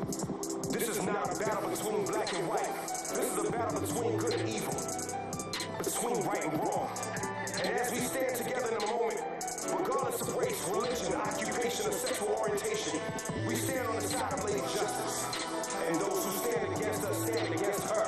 Today, we stand for George Floyd, Eric Gardner, Trayvon Martin, Tamir Rice, Ahmaud Arbery, Sean Bell, and all those innocent souls ripped away from this planet in violence. Protest ignited in the unity and hope from the ashes of hate. We demand change. We demand the right way. Move with peace, not impatience. Power, not pain. Love, not anger. Peace on the left, justice on the right. What's his name?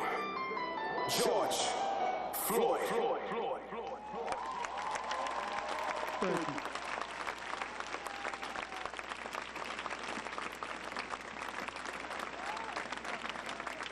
Everybody, let's keep it going for Terrence Floyd. Keep it going for Terrence Floyd. Show him the love, y'all. Show him the love. Show him the love. Brooklyn way. Show him the way. We thank that man for his strength and courage to come here and speak despite what the family has gone through. I think he deserves another praise. Give him some more love.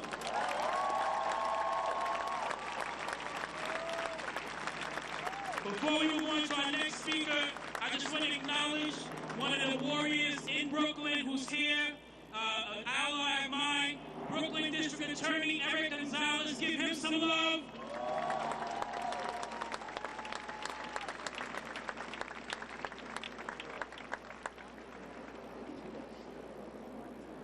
You are now hearing from community activist Chris Banks. No justice! No peace! No justice! No peace! No justice! No peace! Give it up for Terrence again. Give him a round of applause at that. Mic check! Mic check! Mic check! Mic check! Dear NYPD! Dear NYPD! Dear NYPD! You will not continue to murder us, brutalize us, and kill us. We built this, and we're taking it back. We will not stand for this. Now let me say this. To all the folks that are out there, day in, day out, protesting, we will not go anywhere. Whose streets? Whose streets? Whose streets? Whose streets? Whose streets? Whose streets? And to the curfew. Whose streets? Whose streets? Whose streets? And to the politicians. Whose streets? Whose streets? Whose streets? We built this. We built this. And we are going to take it back.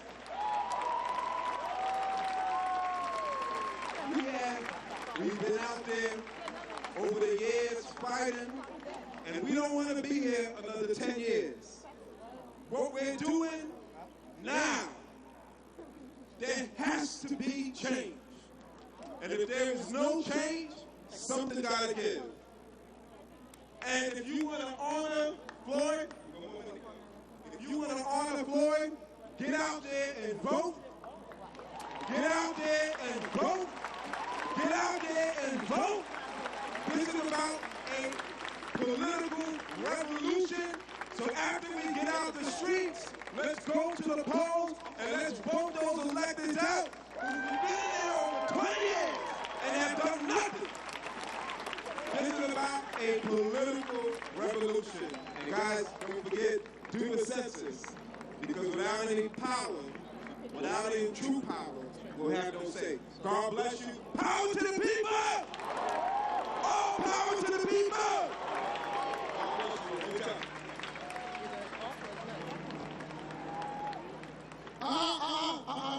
No, not here. Not here. Not here. Not here. Our next speaker will be our city comptroller, Scott Stringer. Let's give him a hand. Thank you very much, first to the Floyd family and to Terrence. No. You didn't see her? On your unbelievable, unimaginable loss.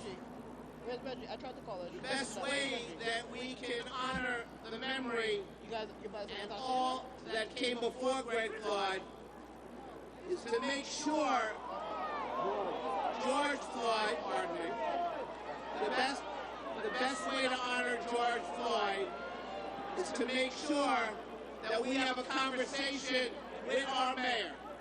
And I'm here to ask him today that it's time to defund the NYPD now. In the name of George Floyd. It's time to move $1 billion from one police plaza into the streets of our city. And Mr. Mayor, it is time to do it now.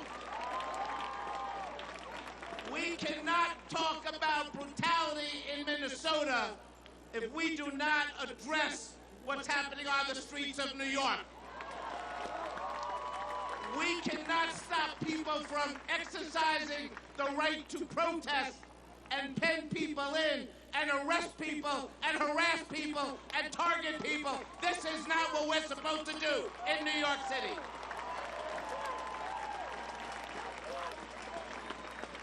Many of us have been protesting for almost a generation. Many people are out in the streets with our new generation.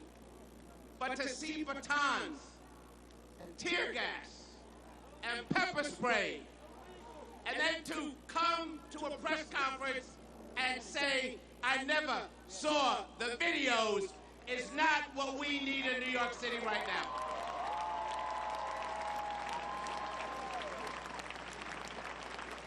I believe we have a better dream. In the name of the people we've lost.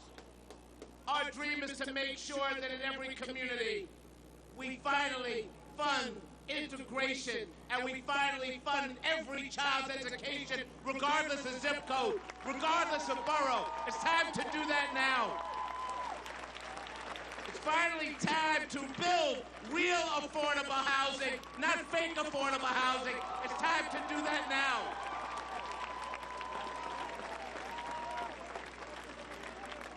I lost my mother to the COVID virus 2 months ago. And I talked to the doctor. And I said to the doctor, wow, we're losing all of our parents and grandparents. And the doctor from the Bronx, where my mother's from, the doctor said, no, sir. Open your eyes. We're losing young people with diabetes, with pre-existing conditions. We're losing the best of our city because government has not invested in our city, and it's time to march and change that. Let me say one more thing, because as controller, it may not be glamorous, but I do the numbers. I just do. And let me tell you what the numbers say as we march peacefully today. The numbers say we spend $6 billion on policing. We don't spend anywhere near that with our community-based organizations. I can tell you today with a pen how we can get rid of $1 million. I can tell you with the other pen what we can invest in because you know it's true. I call on the mayor and the city council to give us a new day with new opportunity and new hope. If Greg Floyd means anything, if one of my friends is Greg Floyd, if George Floyd means anything to us, it's in his name and the name of Eric Garner, in the name of all of you who will march with dignity and hope and opportunity. I'm so proud to be here today as a kid from New York with all of you. And to the young people out there, keep it up. Don't back down. This is your city. This is your opportunity. I've never been more proud to be a New Yorker. Are you proud to be a New Yorker? The world is watching us. Let's not back down. Thank you very much.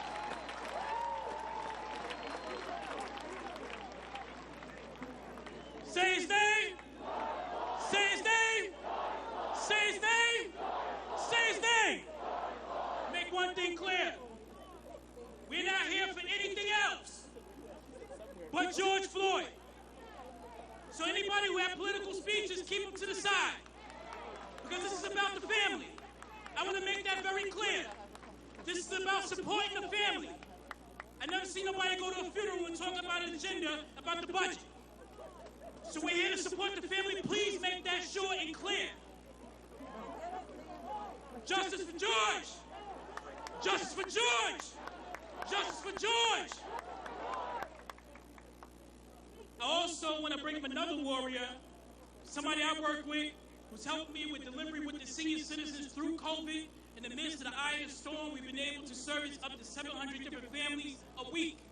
So I want you to help me bring my brother, somebody that's powerful in Brooklyn Borough President Eric Adams. Give us some love.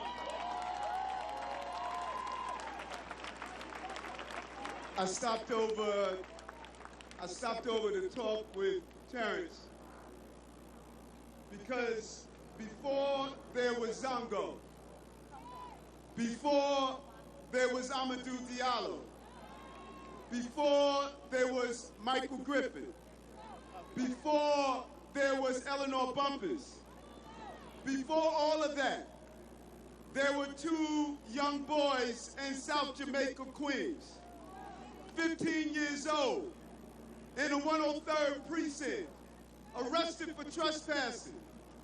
The police officers, while sitting down, filling out their documents, they looked at each other and said, "Do you feel like a beatdown?" They brought both of them down to the basement, and they repeatedly kicked them in their groin over and over and over again. And for 7 days, one of them know that he urinated blood until he couldn't take it anymore.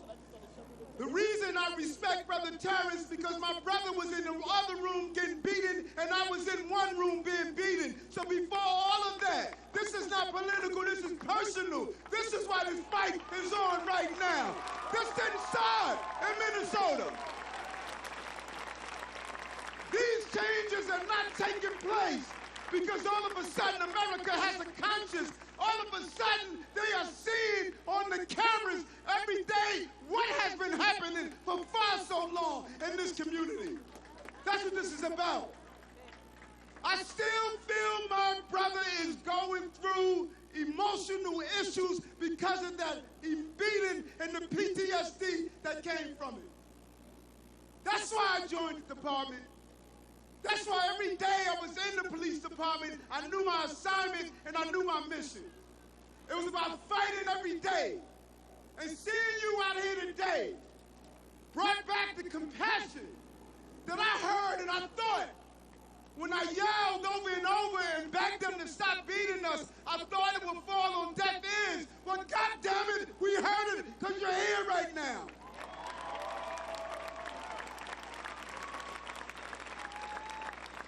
That's what this is about. And so, Brother Terrence, you got to raise for your brother, speak for your brother. Like I fought and spoke for my brother. And we got to remember the people on the ground who were talking about this movement for so long. Don't forget Brother Anthony Beckford. What is Anthony? This brother is Black Lives Matter Brooklyn president. This brother, he was talking about this issue long before Starbucks came to Brooklyn. This brother was marching and fighting against this issue over and over and over again. And we can't forget him. We can't forget the national Black Lives Matter.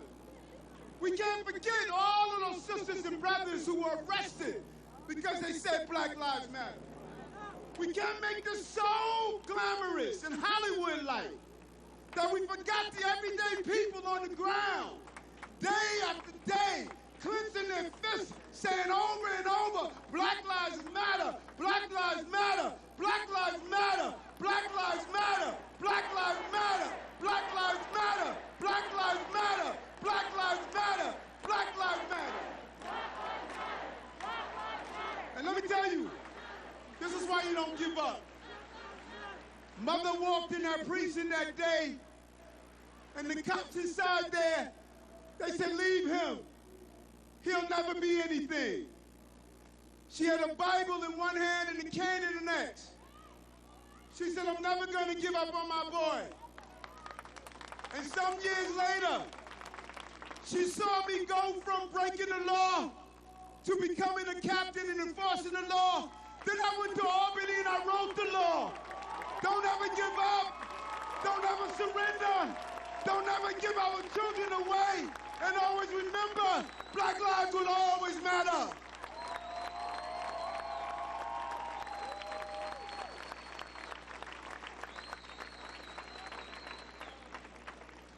No justice, no justice, no justice. All right, we winding down to the hour till we take it to the bridge and we're marching peacefully. Let's give it up for Attorney Sanford Rubenstein.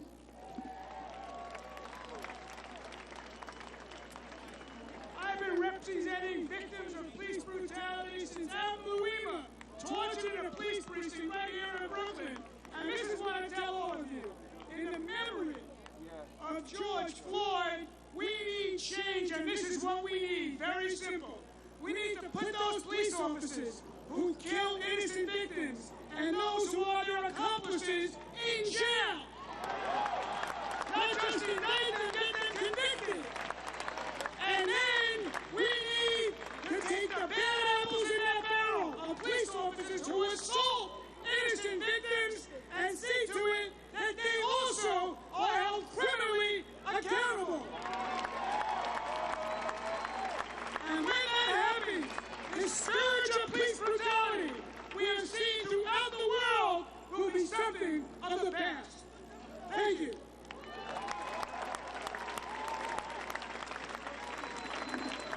All right, our next speaker will be Assemblyman Nick Perry.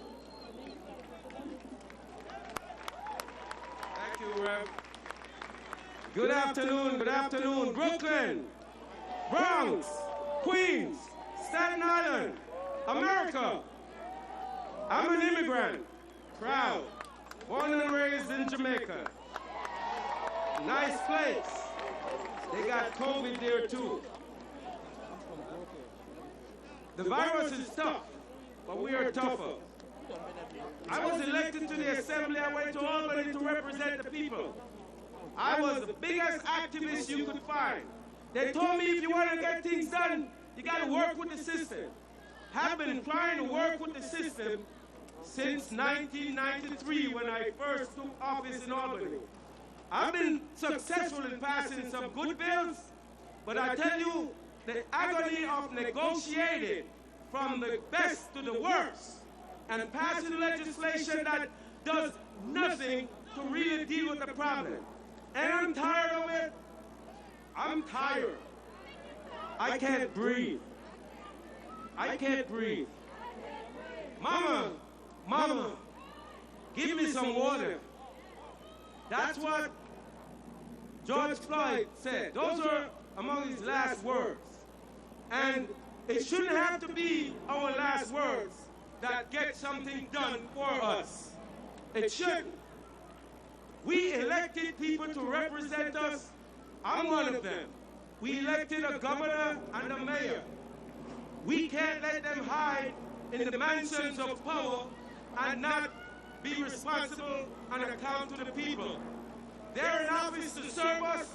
They got to pass laws that help us breathe. Right now, I'm in the midst of negotiating a bill that would ban, that would have the Attorney General, a special prosecutor, to make sure that police investigations of police harassment that cause death, police behavior that cause death and serious injury is chargeable, and that the the Attorney General will investigate and bring us some justice.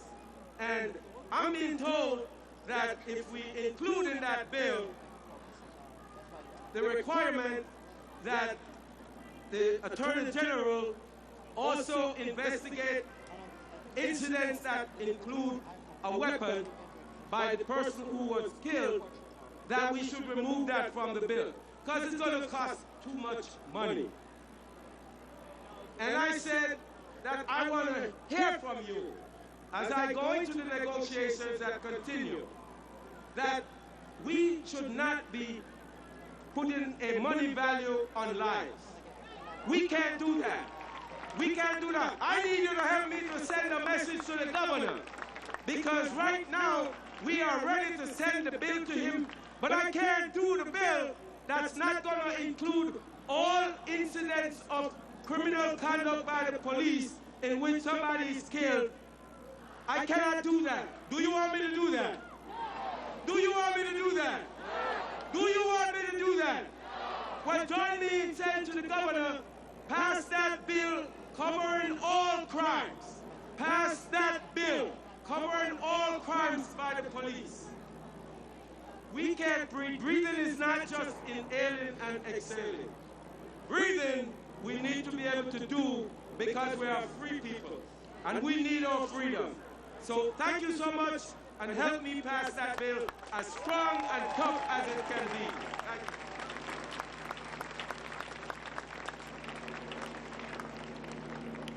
you. We are down to our last speaker. Let us welcome from the governor's office, Commissioner Kareem Kamara. Thank you. I'll be brief. I know that we're anxious to march, but just very quickly, as we all witnessed on videotape, we saw a man who did not just have his breath taken from him, but had his spirit taken from him. And in religions, in Christianity, in Islam, and Buddhism, breath and spirit are the same. They don't distinguish. And what we're here today is saying that even though we can't give him his breath back, we can help many other children who are having their spirits crushed on a regular basis because they're children of color in disproportionately poor neighborhoods with poor schools and inadequate health care and regular abuse by police. And this one was caught on tape. So we have to realize we're not just talking about the one that was caught on tape. We want to be there for children in our community that on a regular basis have to deal with this in neighborhoods where they're disproportionately poor. We just want to thank again. We got to thank the George family for their courage, and I want to thank my brother Kevin McCall for his courage, for bringing us together. And I know that all of you here saying we didn't come here just for a rally, we didn't come here just for a march. We came here because we want to change a system. And is anybody here who came here to change a system? All right. Well, I'm so honored to be here on behalf of Governor Andrew Cuomo, and he made clear this is not showing up for just until 4 officers are arrested and hopefully convicted. This is not just being at a rally until that happens. This is about changing a system. And he's made very clear, and thank him for his leadership, that he says that let's ban nationwide excessive force and chokeholds. Nationwide. We need independent investigations of police abuse. We need disciplinary records of police officers being investigated that must be disclosed. But not only that, this is not just about the police department. We need education equity. We need a real anti-poverty agenda. We need a real affordable housing plan. And Governor Cuomo said he's committed to making sure that New York leads the way. This state is the progressive capital of the nation and will continue to shine a light forward for the rest of the nation. Because he says in New York that we are all one. We are all one together. And so not only do we have a family going through a struggle, but we're going through that struggle with them. And we have to be committed not just to be there during the grieving process, but to make sure that this state and this country lives up to its creed, that all of us are created equal. All of us shall be treated equal by education systems and law enforcement systems and hospital systems. Are y'all ready to change the system? I can't hear you. Are you ready to change the system? Look to the person next to you and say, I didn't come here to play around. I came here to change the system. I'm so glad to be here on behalf of Governor Andrew Cuomo. May God bless you, and let's change the system together. No justice! No justice! What do we want? When do we want it? What do we want? When do you want it? What do you want? When do you want it? What do you want? When do you want it? We came today to be peaceful, to lift George Floyd's name. I had a reporter ask me, why so much people protesting? Why? I said, the reason why we are protesting is because we are tired of being sick and tired.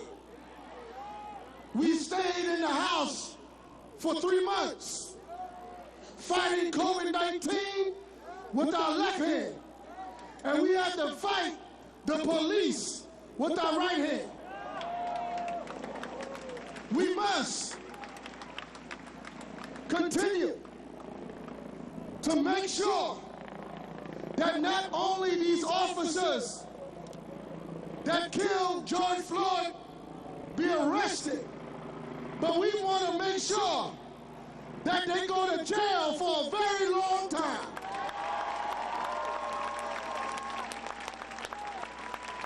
They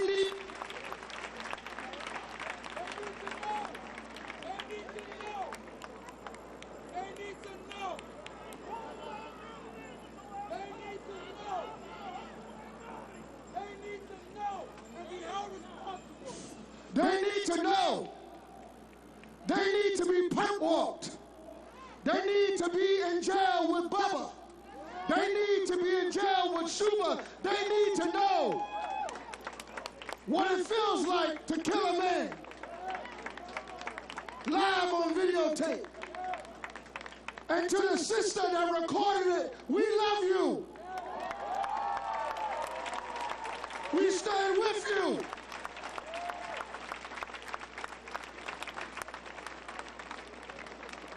The new movement that we are telling people is to pull out your cell phone and record. That's the movement. We have been fighting for everything. We fought for 400 years. We fought for the right to vote. We fought for women's rights. How long do we have to still fight? Everything we have to fight for. But this time, we ain't fighting for nothing. We taking that shit. It's time for us to rise up as a people.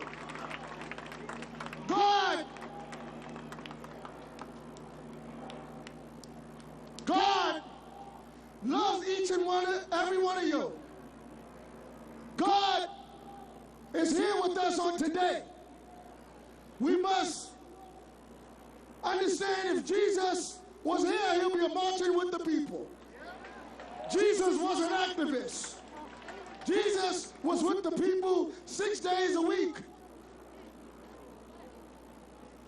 We must continue to unite in peace.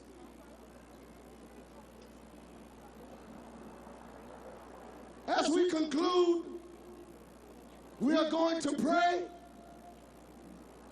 because we believe that prayer can change things. I'm not just talking about regular prayer, but I'm talking about sincere prayer.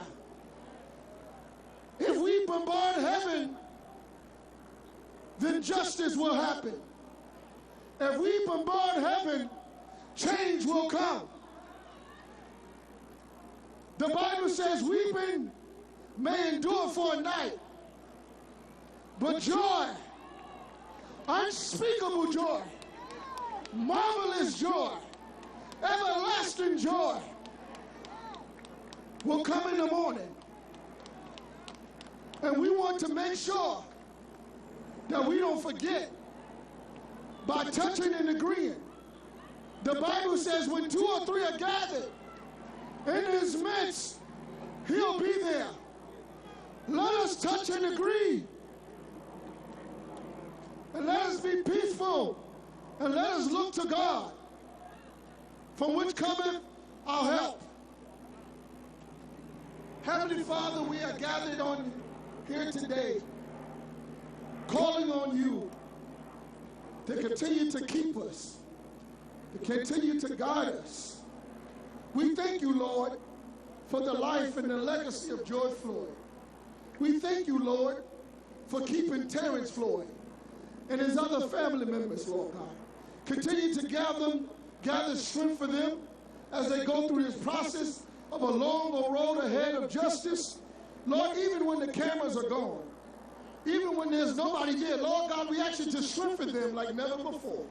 Lord, we need you now. Lord, we need you in a special way. Lord, we're crying out to you, Lord God. Lord God, we want peace, Lord God. We want justice, Lord God. We want policy to change, Lord God. We want legislation to be done, Lord God. Lord God, we ask you, Lord God, as we continue to march, we ask you, Lord,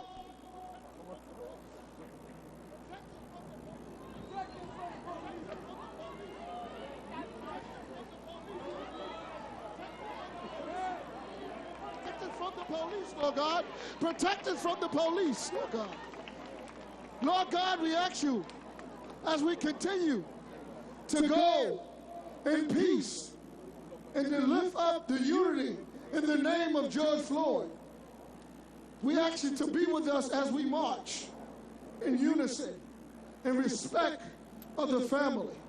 We ask you, Lord God, to touch everybody's heart, to let them don't get above the family who has been dealt with this from the very day one.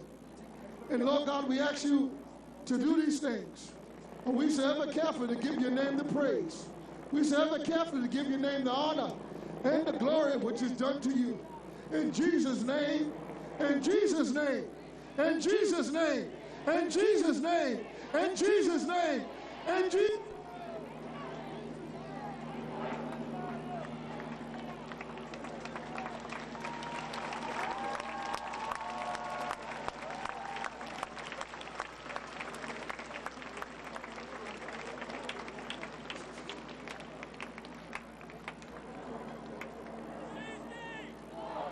Say his name.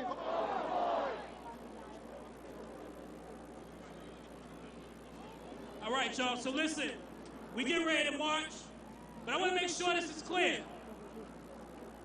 If you're here for your own agenda, step to the left. If you are here to support the family, walk in peace. We will not tolerate anybody destructing our community that we work too hard to build.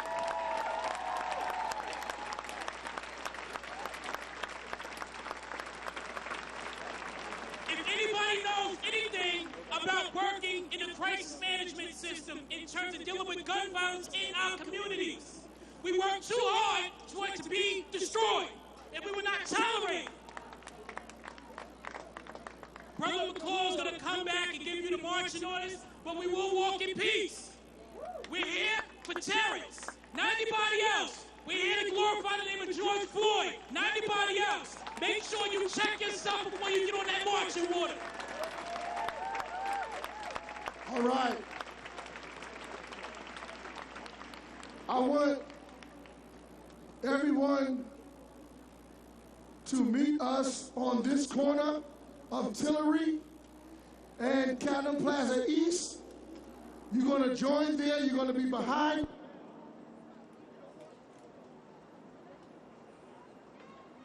Check the mic. Check the mic.